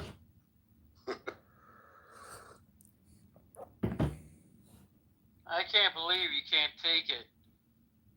It's just about having discussions. He's telling you the truth, though. He's telling you, you won't even go back on what he was telling you, because what he was saying was actually true. And part of the discussion. No, he hasn't engaged critically with anything we asked him about. The Liquid's party preference towards imperialism.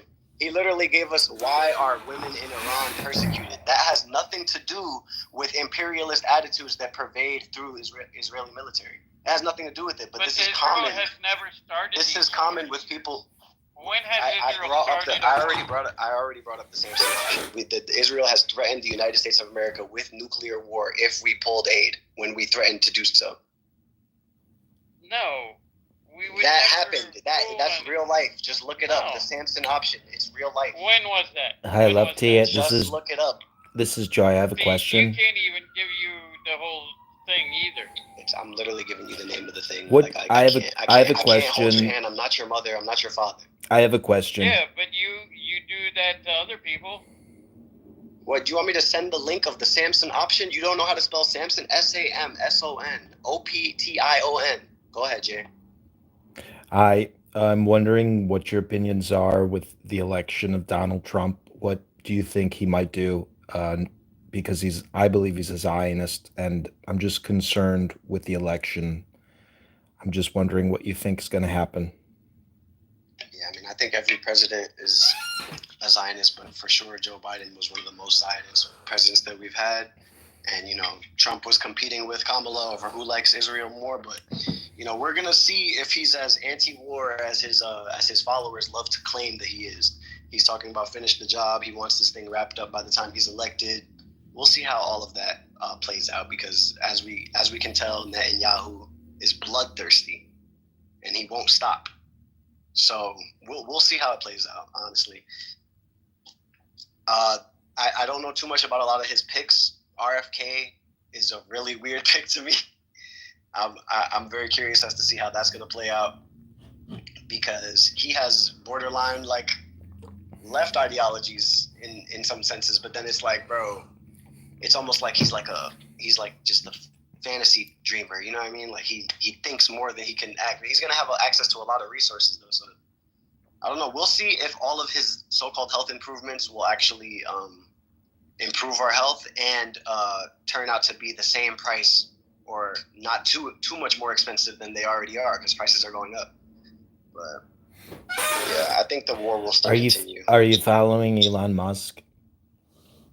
Yeah, I think it's very interesting that we openly accept the idea that it's okay for someone to just buy their way into the White House, because that's essentially what has happened here, which is so sad. And it happens to be a person that owns one of the most popular social media platforms in North America. So that's another slight. I've heard that My question is though, he has a government contract for space. So why wouldn't you want someone who's doing a government contract to continue, even with Space Force, or the opportunity to venture out with our nation to take care of our country? I mean, what's in space that's going to take care of our country? Well, we have Space Force and the opportunity to put what Elon Musk did today. 3 rockets have taken off and actually put satellites in motion. I think one was for, I believe it's Italy, but I can't remember. I read it about a half an hour ago. I'm driving when I stopped. But yeah, they just launched today. 3 of them. And President Trump was there. Wait, so he's launching rockets to do what? To put satellites up for Wi-Fi. The world. So we can have Wi-Fi? Right. I got you. But that's also a weapon tracking system. Mapping and global. I mean, it sounds great on paper. One small step for man, one giant leap for mankind. It just begs the question, who has control of these institutions, and what are their political motives? What are their incentives for action towards different groups? Well, that's one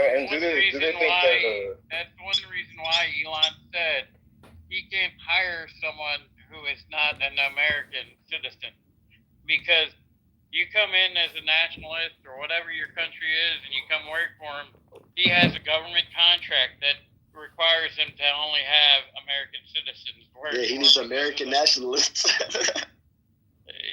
To work for his company, and because if someone came in from Iran and worked here, I'm just using Iran, and they left this country, they could take that nuclear information or space information back to their country.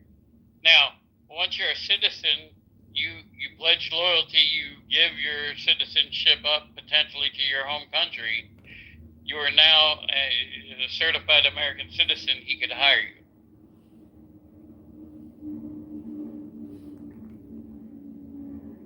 Yeah, Elon Musk himself is an immigrant. I don't know. Honestly, it's like, Love even brought up a good point. Is these people are gonna? It's like you have to gauge what people's motivations are. Are they going to consider? He's the descendant. His great grandfather was a Nazi. Or is it gonna be something? Bro, I get you, man. Yeah. What you said, Jay? His great grandfather was a Nazi. Joy, my fault. Yeah, I mean fuck his great grandfather. His fucking dad wasn't he like an emerald miner or some shit like that? Like he was American.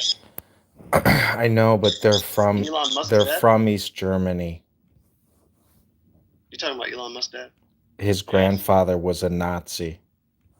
Oh, his grandfather was the Nazi. Well, you know, there's a Nazi in Mossad. They have a Nazi. Well, it's amazing that the space development actually brought over all the Nazi scientists to run American space, NASA, which was crazy. You talk about that, so maybe he's part of that Space Force. Brought over all the doctors or whatever that came over from the CIA and all that when they brought them over here to America. Well, yeah, the thing with Nazism is like, my fault, go ahead. You talking about Operation Paperclip, where at least at least 1,900 German Nazis on the rat line when Germany knew they were gonna lose. And Russia, you say people had to choose. So a lot of them came over to the States, and so then basically NASA was comprised of Nazis, occultists, and Freemasons. Basically, there's like JPL. They're occultists. What is the difference between Zionism and Nazism? Like, technically, what is the real difference? I mean, really, the main difference is that Nazism represents Nazi Germany, and Zionism represents Israel. So they're the same. No, there's a lot of the biggest difference. That's like the biggest difference, honestly. There's a lot of difference because when people are saying Zionism is Nazi, they're saying it's neo-Nazi, if anything. It's like Nazis like Germans. They didn't give a fuck if you were white Russian. Is that an ethno state? They liked Germans. They had a perceived, they said their country was the best, and they had a preconceived notion of that. Like what you find in Zionism is more like white supremacy, but they are very similar. But it's an ethno state. Both Nazism and Zionism are as an ethno state. Yeah, the goal. But what are the differences? Is there an economic difference? Is there a religious difference? Is there a cultural difference? Well, I mean, there's a myriad of differences. These are two cultures that existed over 70 years apart from each other. Could you specify your question? What are you trying to understand? Because I hear people saying that Trump is Adolf Hitler and that Zionism is Nazism, and those are two of the worst things historically. So aren't we entering into a dark age? I think we're opening up to an age where it's going to come to light that we don't need to be in any wars and we need peace around the world. Why kill people? Why not work together? Why not build a better planet?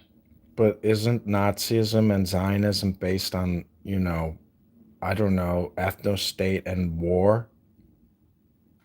Yeah, but Trump doesn't want war. But war through peace. Peace through war. No, there's other ways. There's about talking to nations. There's about getting together. And that's what he did. That's why when he met with Xi Jinping and when he met with Putin and when he met with North Korea, he met those people. He came together in peace.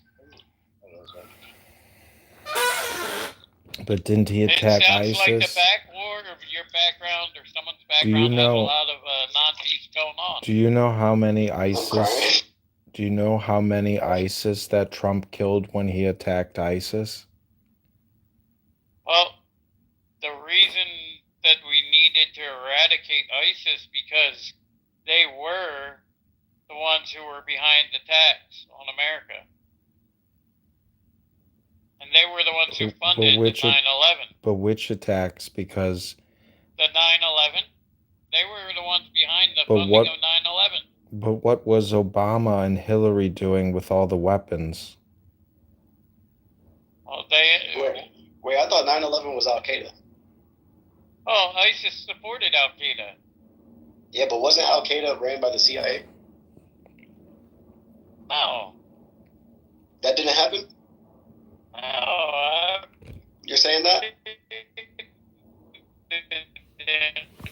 Run the CIA. Yeah. You said Al Qaeda was their own people. You said the CIA didn't run Al Qaeda? No, they were their own people. You said no CIA members were involved with Al Qaeda? No. Maybe to try and shut it down.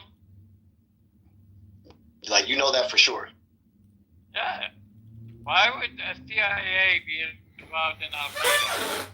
Oh, okay. I get you. You're saying you know that for sure because you're like, oh, why would that be the case? Like, you're not saying you know for sure because you looked into it. Are you talking about the Afghani Mujahideen? Nah, he said Al Qaeda. Yeah, Al Qaeda. Isn't that Osama bin Laden and his organization? Hold on. What is this? What is this PTR? Hold on. I don't like. What the fuck is this? Get this out of here. I mean, I hate BB as much as the next guy, but this is just. Yeah, so what are you worried about my PTR though? I don't get it. Isn't that like anti-Semitic? Like some anti-Semitic shit. His nose is bigger than the head. You're an anti-idiot. That's why. Your nose is so far off the Jew's ass. Anything's anti-Semitic, right? That's racist resistance. Y'all are the people that are doing this anti-Semitic thing. It's like y'all are missing the plot. Like, bro, they don't know how. Like, yo, they don't know how much. Let me. This is what the. Let me hear real quick. How can I miss anti-Semitic against a dude that is a European? BB is not Semitic. Okay, that's what I'm saying. Y'all are missing. He's white, isn't That's what I'm he? saying. Y'all are missing the plot because it's like instead of pointing towards white supremacy and how Zionism could not exist except for its adjacency to white supremacy, like you want to say, oh, these white people own slaves. Oh, these white people own these businesses. So it's like, what about the other white people standing next to them? It doesn't. It's not a satisfying answer to any of these problems. But isn't that racial identity politics?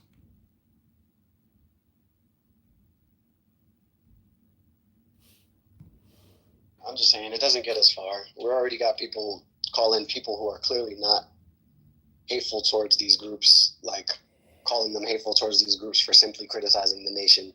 We don't need them to actually have actual ammo to be like, oh yeah, look, they're making fucking racist cartoons about our leaders. You know, like I hate him. I hate him. It's not a racist cartoon. I'm just saying that.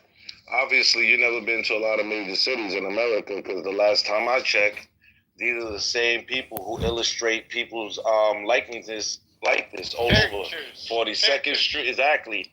I'm not gonna lie, resistance. You kind of got it with that. You kind of got a cop out with that one. I'm not gonna lie. It's not a cop out. It's just what the facts are. Nah, because you know their whole purpose is to do exaggerated facial features and like some racial caricatures. No, I can't even decide like upfront racist or like subtle racist. Like the other person is like, oh, I am anti-Semitic. Oh, I am racist. Like I don't like either. It's just that they're both obnoxious, hateful, and the reality is really tired and dated philosophies that don't adequately explain the world that we live in. Like it's not. You're not explaining shit with hate. Like really. Listen, the problem is, the reality is that the white supremacist, racist people have tried to weaponize this anti-Semitic bullshit. The people who are actually racist and who are anti-Semitic are them. They're the ones who are the anti-Semitic. They're the racists. Aren't you projecting, That's why though? this shit it doesn't work no more. It's just like it's stupid. But you're projecting it. No, I'm not projecting it. I'm just showing the likeness of who they are. The facts. No, you know what I'm it is, bro? saying It's that. like you succumbing to your emotions. You know, like No, to I'm appease, saying like that your when ego. you accuse other people of racism, you are also the racist by making the accusation. No, you're not. Because if the accusation, it's not an accusation when you got facts. I know, but sometimes facts, and opinions, they get you confused. A fact is not an opinion. I know, but it's a So game. Resistance, you're from New York? Yes. What part? Manhattan. What part? The Upper East Side. Oh, what the fuck? Oh, that's cool. Yeah, I live around a bunch of damn. You must live in a Does closet. that count as fucking Harlem, or that's not Harlem? That's fucking the Upper No, East Side. Harlem is Harlem. Do you have a Exactly. government-subsidized apartment? That's Harlem, and then you have Why the fuck do you live Midtown, over there, bro? You live where fucking Stretch and Bobbito live or some shit? Like, Stretch and Bobbito? He lives in a rent-controlled apartment. The Gambino. no, I think one of them is from. I think No, Stretch. I live in a condo. I actually live in a neighborhood you probably can't really afford to live in. You don't live in New York City, so that already tells me you can't. I live in New York City. Is it a closet? I'm talking about Is the it a idiot that made the comment. watershed? I've seen how big those apartments are. They're so tiny. That's crazy. You got a nice ass neighborhood. Hey, I'm walking here. You could be brothers with different same dad. Do you like your neighborhood? I guess so. Do the neighbors know you're a Jew hater? I could take a picture right now of my next door neighbor. You'll see they have that stupid stuff. They want to be like us so bad because on my view, of my window, I have the Palestinian flag on my window with a sign that says Gaza. They're such dick riders and they're so anti-Semitic. What do you think they did? The very next day, they went and put the Israeli flag on their window. They're the anti-Semitic. This is, like I said, you have it all mixed up. And that just comes from because of your racism towards Arabs and Muslims. I mean, you're projecting that onto me. I don't dislike Arabs or Muslims. Oh, yes, you do. Come on. You're really just going to put words in my mouth? Everything that's happening on the Middle East just because you say it, it's true, huh? I don't think that's how it works. Do you blame Hamas? Do you blame Hamas for October 7th? Wait, Joy's a Zionist? I didn't No, I'm not a Zionist. He's a Zionist. So what's happening here? Why are you putting words in my mouth? As far as I knew, Cool C was the only person that was like on the like the opposing side. It seemed like, and then he started saying like some Cool C shit. I'm just saying I think Resistance is a Jew hater. Zionist in the room or Joy is Zionist. I just think Resistance is a Jew hater. How? This once again doesn't make sense. I've heard you for weeks Zionists now. are not Jew. So what do you keep talking about with this Jew thing? Well, if you talk about Jews all the time and you have a big nose Benjamin Netanyahu in your PTR, I get the feeling that you are a racist and you don't like Jews. Once again, this is what I mean. How do y'all he would tell you he's a Jew? He's not Jewish. It don't matter what he says. He knows. What you mean it don't matter what he How says? do you know he's not Jewish? They got a nation that's killing tens of thousands of people, and they all jacking that they Jewish. Listen. Doesn't matter what he says. To be Jew, you have to follow the laws of both. You have to actually follow the Torah and live a certain way. That's why I say he's not a Jew. That motherfucker is a terrorist. All right? The question that you're asking right now is, unless you're gonna come up with a Jewish Jew that's gonna combat against Israel, you kind of gotta just at least let them say that they're that, because I mean, bro, they're doing shit in the name, you know. Yeah, they're doing it in the name of the Talmud, not the Torah. Real quick, yeah, they do it in the name you're of asking, Resistance is like, yo, are they holy? And like, nah, they're not holy, but like, I mean, you could level the same argument. I mean, as Christians, we hear, oh, he's not a real Christian. And Jews do this all the time. Talk to a Jew, they'll be like, oh, the Orthodox Jews, they say I'm not a real Jew. Like, it's not a real gotcha. Even if we did, like, some other people on here will say, like, oh, we got to prove their whole lineage isn't really, like, they're really Europeans. It's like, bro, Shlomo Zahn, professor at Tel Aviv, he wrote a book, The Invention of the Jewish People. You should read the synopsis. But he basically says what a lot of people on here say, and it doesn't really affect the reality. Like, people are still going to identify as Jews. But doesn't philosophy that doesn't make it a reality? Doesn't philosophy deal with It opinions? makes it their reality, but it's not reality. But what is I'm enlightenment? referring to the reality of Israel, like the reality of apartheid. Like, But that's the reality of people calling Isn't themselves Jewish. Like, spirituality just supersedes racial identity politics? So How can you have an Bro, what are you opinion talking about right about now? Jews but not Muslims or Buddhists or Hindus? I don't see how you could dislike the Jew and not dislike a Hindu or a Muslim. If you Because do they're not Jew, they're meditation not Jew. and you That's go totally different. within, These then are people who say there's they're no Jew and reason to live dislike and do Jews. everything outside of Judaism. That's what Yeah, makes but bro, them not like Jew. resistance. It's not like a Hear me Muslim. out. Unlike us in Islam, there's a criteria. If you don't fit this criteria, you're not a Muslim. It's just really that simple. Hear me out real quick. Yeah, imagine me like when the Crusades happened, 1100 or some shit. Imagine me back in the Crusades saying, "These guys not real Christians. I don't give a fuck.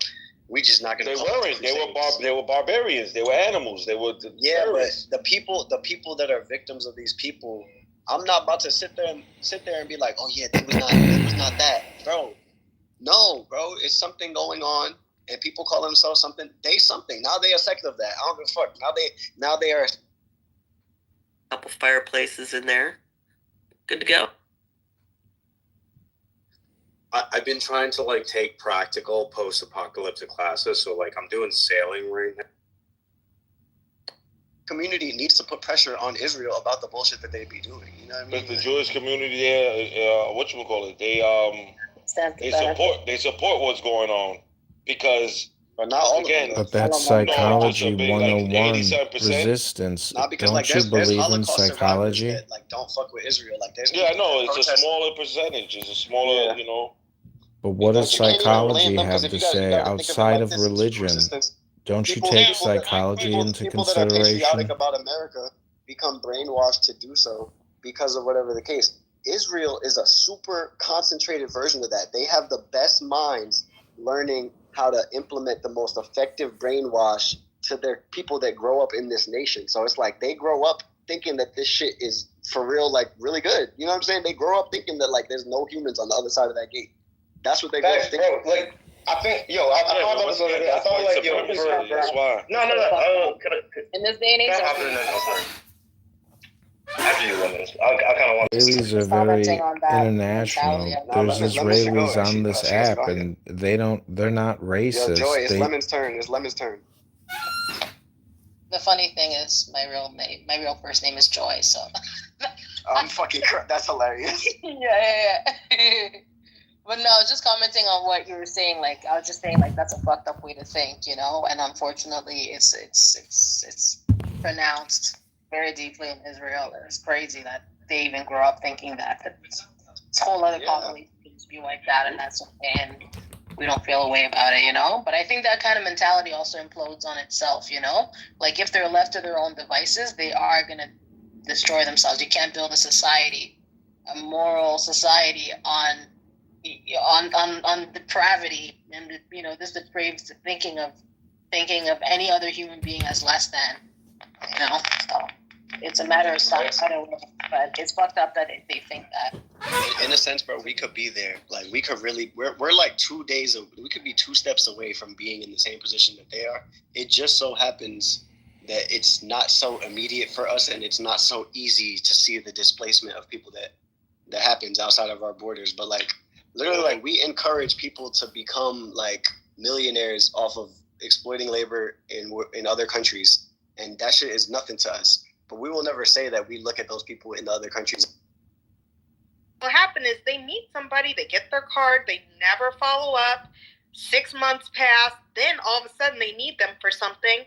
The person either doesn't remember who they. A majority. Listen, I'm gonna. Why did they vote him in? I like dialogue. And I like conversation and intellectual conversation, but you're not giving that. So I am though, but you're interrupting. No, you're not. You're just giving hatred. You're giving propaganda. You're not giving facts. You're making accusations, and I'm giving facts. You like hearing yourself talk. So okay. Maybe try to give him a little bit of a chance. Okay, go ahead, Edward. He's moderate. He's a moderate as far as it goes. He really is. He really is Indoctrinated. I mean, anyway, he's about as moderate of a Palestinian I've met, but whatever, it's cool. I get it. He and I don't agree pretty much, as you know. I love Israel. Long live Israel. You should. want to say hi to Lucifer. What's your name? Reality. Netanyahu, the great. Alexander ain't got shit on Netanyahu. Yeah. King BB. Hey, you want to know something, BB, that I see happening? So Trump is going to do some mass deportation. As a dependent. But anyways, yeah, no, my nieces and nephews, when they were in school up in New York, they got off like freaking like 2 weeks in February. Some type of winter break. Yeah, winter. They got. It was almost the same exact amount of time as you get off a little bit earlier the week beforehand. It was almost like a Thanksgiving break. That was late February. They didn't split it up real well because we have like the 9-month, or the 10-month school year, 10-month school year in America. It would be smarter if we did what a lot of Asian countries did, which is like year-round school, but then you have like bigger chunks of breaks off that like split it up more evenly. I don't think they want to pay for air conditioning. Oh, that's like touche. I just love the fact that the dean from my kid's school called me one day and she goes, "Are your kids Jewish?" I'm like, "No, why?" And she said, "Well, they said they were getting picked up early because it's a Jewish holiday." I'm like, what the fuck are my kids doing? They're like, "Well, Mom, they let all the Jewish kids go early. So we thought you'd just pick us up." I'm like, you can't tell people you're Jewish and you're not, little fuckers. No. You're not coming home. I'll come get you when school's out. Thank you. Kids are clever. I worked with a Jewish guy that had converted, and I told him it was like Tu B'Shvat, so he would switch with me. But I don't know. It might not have been. I mean, that is funny as hell. Okay. One of my closest friends growing up, and he is my legal counsel. Like, he is the guy I go to. No matter, he specializes in like tax and like real estate and estate law and all that type of stuff. But like, he would be, if I got in trouble for murder or something like that, he'd be the guy who got to. That's probably that's human. That's human meat. That's human meat, guys. Enjoy. I'll eat a Palestinian. I'm quite sure you would. I'll eat anything. I don't discriminate. I love it all. Their women have big asses. Have you noticed that? I don't know about that. The Muslim women, they have really big asses. Do they? Muslim women have big asses? What? Yeah, bro. That's interesting. Go on video. Hey, Lucifer, what are your top 3 ideas to end the Zionist occupation? Well, I looked it up. I hear a lot of rhetoric about Zionists. I don't know much about it, so I just happened to look it up when you guys were talking. It says a Zionist is someone who believes that Jewish people should have their own country. They think that it's important for Jews to have a place where they can live safely. Is that correct? That's right. Okay, so me in their personally, indigenous homeland. Okay, well, me personally, I don't understand the whole concept of that. That seems to be a little shady because if you are, this guy's an anti-Semite. There's honestly no point in it. It's okay. It's okay. If you are of deep faith in belief that of the divine and you're connected to everything, why are you separating it for particular people? I don't know. It's almost like you're. Why is any other country separated for a particular people? Those that are speaking for that particular type of call is kind of basically enslaving other people. That's how I see it. I mean, would you say that there should be like an indigenous homeland that should be called Italy, where Italians live? Or maybe stop using Italy. Use indigenous Americans. Use indigenous Americans because it's more closely Republican. I don't. You think that indigenous Americans should have reservations or? Me personally, I don't understand. I don't think so. I don't understand these labeling and separating us, and we're all. To me, I mean, I'm not usually just build casinos. Have you noticed? Yeah, I don't really see it how you. A whole bunch of casinos and shit. But it does drive the economy, right? It does drive for money. It does drive for things to happen. Humans think that it drives. Version of a Zionist. I'm just saying. You're an ancient fool, man. We wouldn't even have Zionists. They had a Jewish state back then as well? Wow, I didn't know this, man. No, we don't know. Didn't see some of these people say this is ridiculous. He'll be against Zionism. Let's pivot. Let's talk about the 48, 49, 50, 51, 52, 53. But there's a lot of. Can I just ask you about those 8 trucks again? Because when I was just asking you, like, evidence of, like, these thugs that are paid by the IDF or whatever, like, where are you getting this from? I'll get you the data. It's actually Hamas actually shot at those guys, the thugs that are actually took over those trucks to start stealing stuff from them, and those thugs are working with the IDF, and Hamas started shooting at the thugs because they did not want them to steal the food, because of them stealing, what ends up happening is it goes in the black market and the price goes up for the food. Nathan, are you denying that the IDF assisted the settlers to destroy the 8 trucks? Are you denying this? No, I'm denying the fact that Hamas themselves to come and raid and 8 trucks. You have no evidence of that. You have no evidence. Resistance. Hold on, Nathan. I have a video actually on my channel up here. I'll see if I can give you the link really quick, and then the other video I'll have to look for it. Right. So this one video where they allowed the trucks in there, and guess what? They allowed the cameraman to take pictures and everything, and then they told them to get lost from there, and they burned it down. Okay, and these are the type of things that they're doing inside freaking northern Gaza and whatnot, man. Okay, you gotta send me that. And by the way, did you also see the video footage of the IDF found of Hamas torturing Gazans in like 2018, 2019? But was he a mole? I don't know, but do you think, even if he was a mole, do you think he deserved that type of torture? Okay, I'm gonna do I don't want to go out of Israel, Palestine, but I'm gonna do a comparison with you on a different country in Afghanistan, right? Do you know when the U.S. Army left, right? When they left, you know what they did? They left the moles behind. You know what happened to those moles? They got killed by Taliban. And up to today's date, Taliban is no longer a terrorist. All right. So all I'm saying to you is, if they're moles forget Hamas. Even if I was running it, right? If I'm a resistance, and if there's moles that are freaking telling on my, what we're doing, how we're, trying to solve these issues, so the IDF can come and take us away or kill us or whatever. Of course, bro. The moles they deserve a punishment, even according to Islam. I agree. No, the spy thing. It's pretty big in Islam. I agree, but here's the thing: there's no evidence of them being moles. We don't have any evidence of them. You don't have it, but they have it. You see what I'm saying? Hamas, I'm sure they have it. Yeah, well, I guess we'll ask them. Yeah. You need to go ask, go up to Hamas. And if they don't want to answer, then we have a hot rod ready. But Nathan, I don't think you want to go to Israel, because they're forcing ultra-Orthodox Jews that have 5-10 kids, right?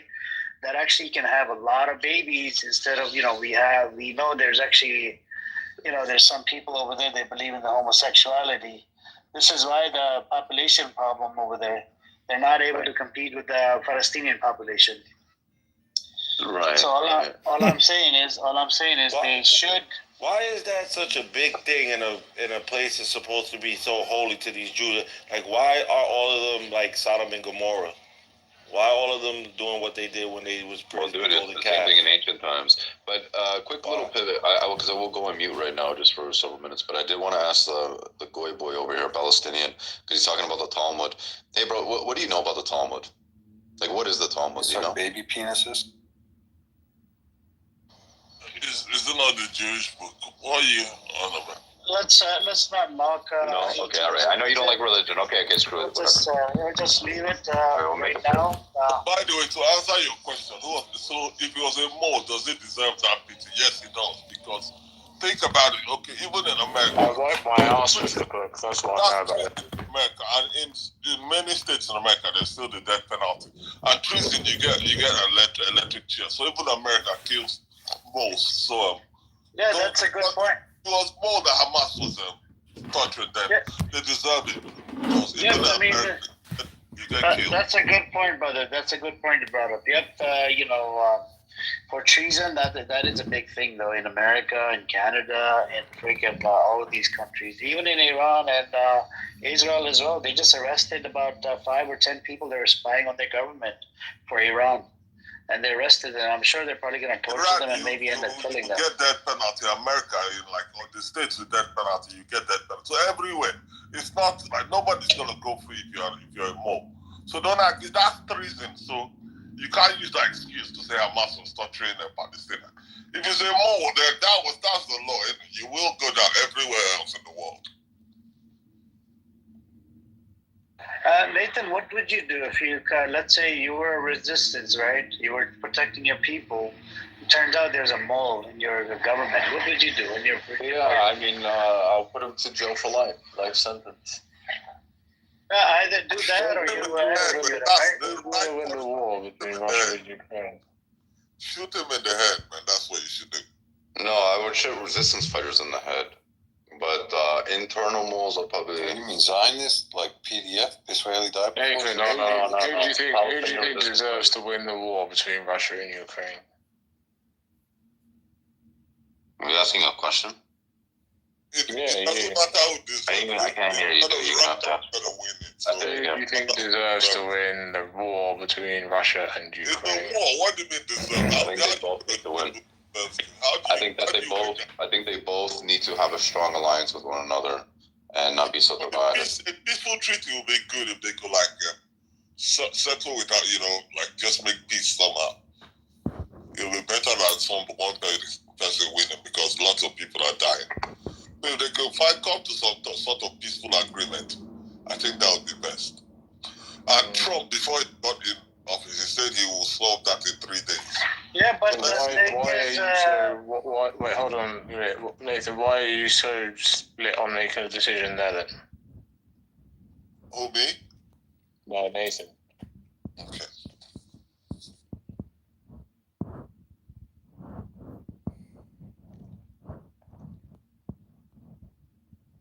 I mean, it was started by NATO, right? This Ukraine war.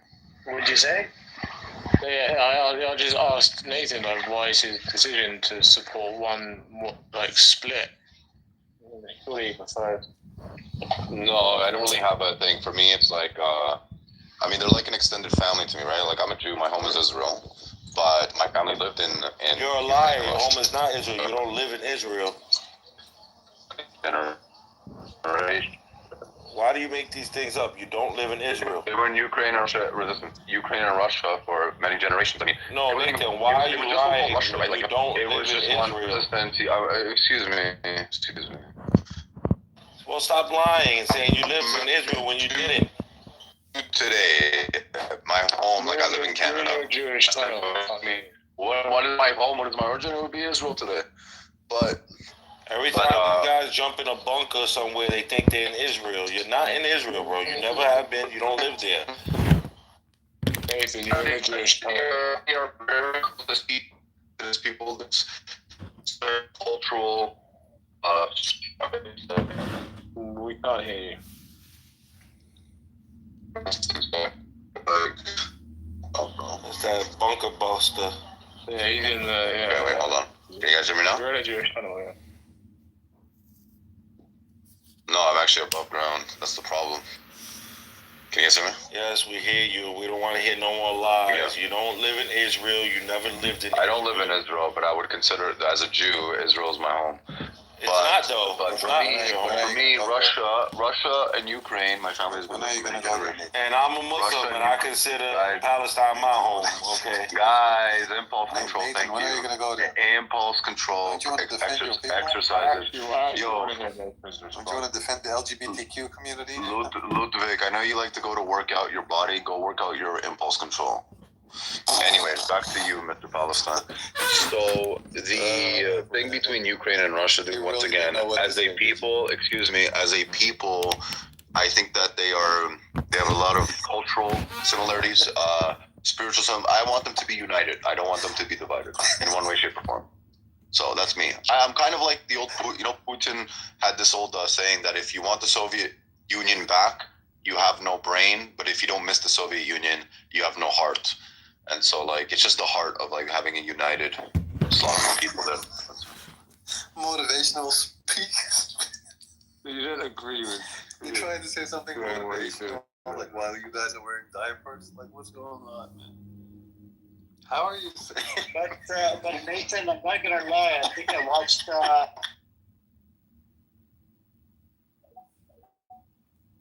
And don't return until tomorrow. Like, that would be so fucking stupid.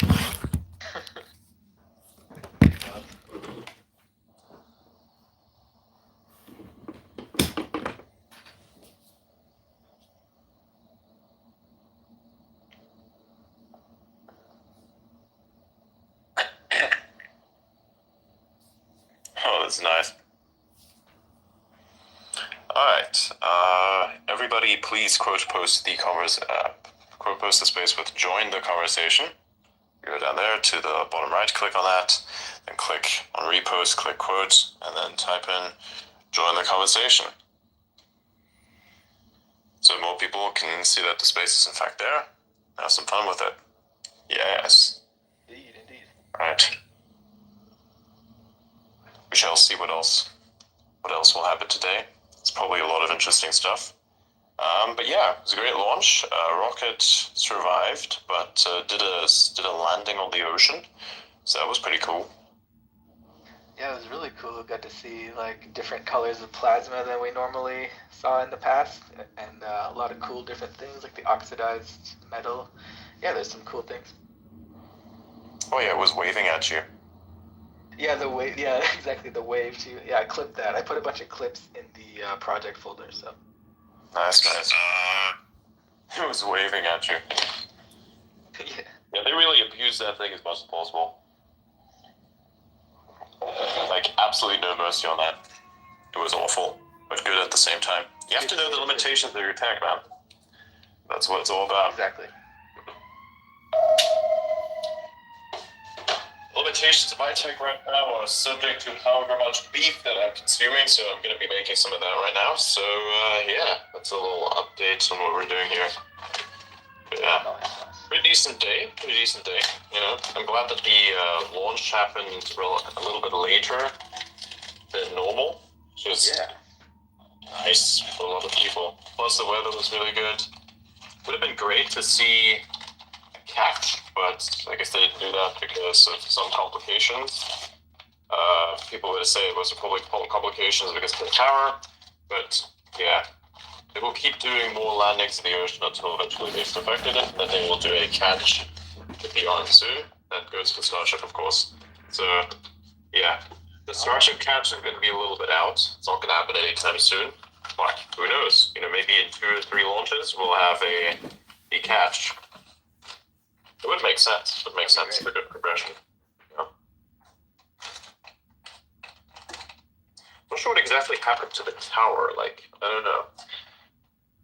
I guess we can speculate. Yeah, should be great.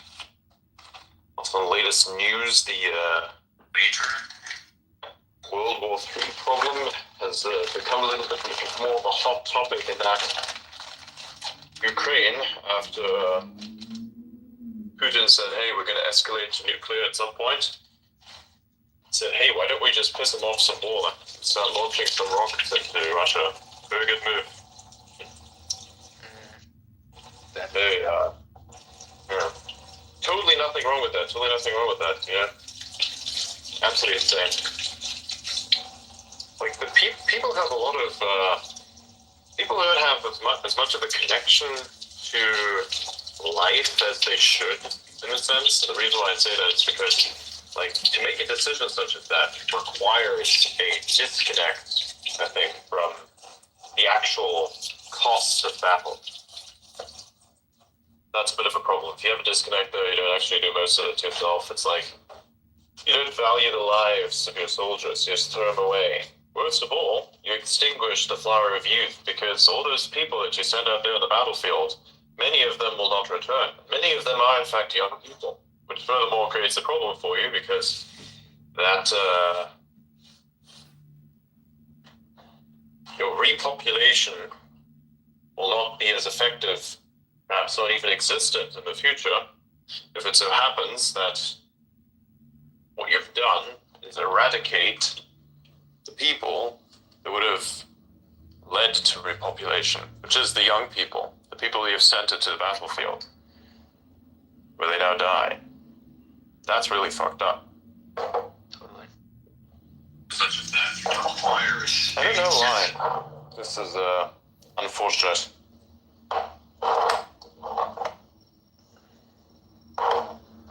This motherfucker packed the wrong shit, man. Got some spices from somewhere, and he put the sage and the oregano. I was like, why? Why did you do that? Why did you do that, Neo? Well, what is it all for? Yeah!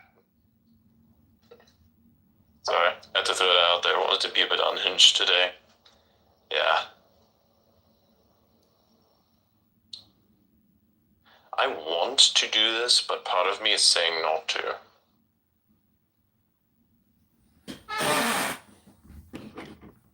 I really will trash talk immense shit. Alright, we have a potential for a super troll mode to be engaged.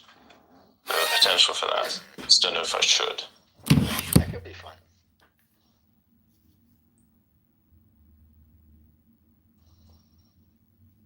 I'm thinking very hard about this. I'm thinking, like, should I actually do this? I don't know.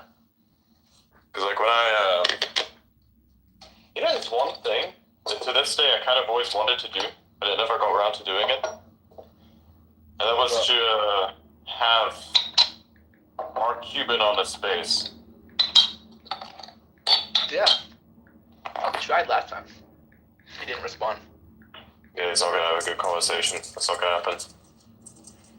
He's doing public damage control now because Kamala lost. Kamala! So, right. Damage control is the only way out of this one for sure. So he's doing a decent... he's doing a little bit of delete. Just a little bit. Actually, he deleted all of that, all the support for Kamala Harris. He deleted all of those posts.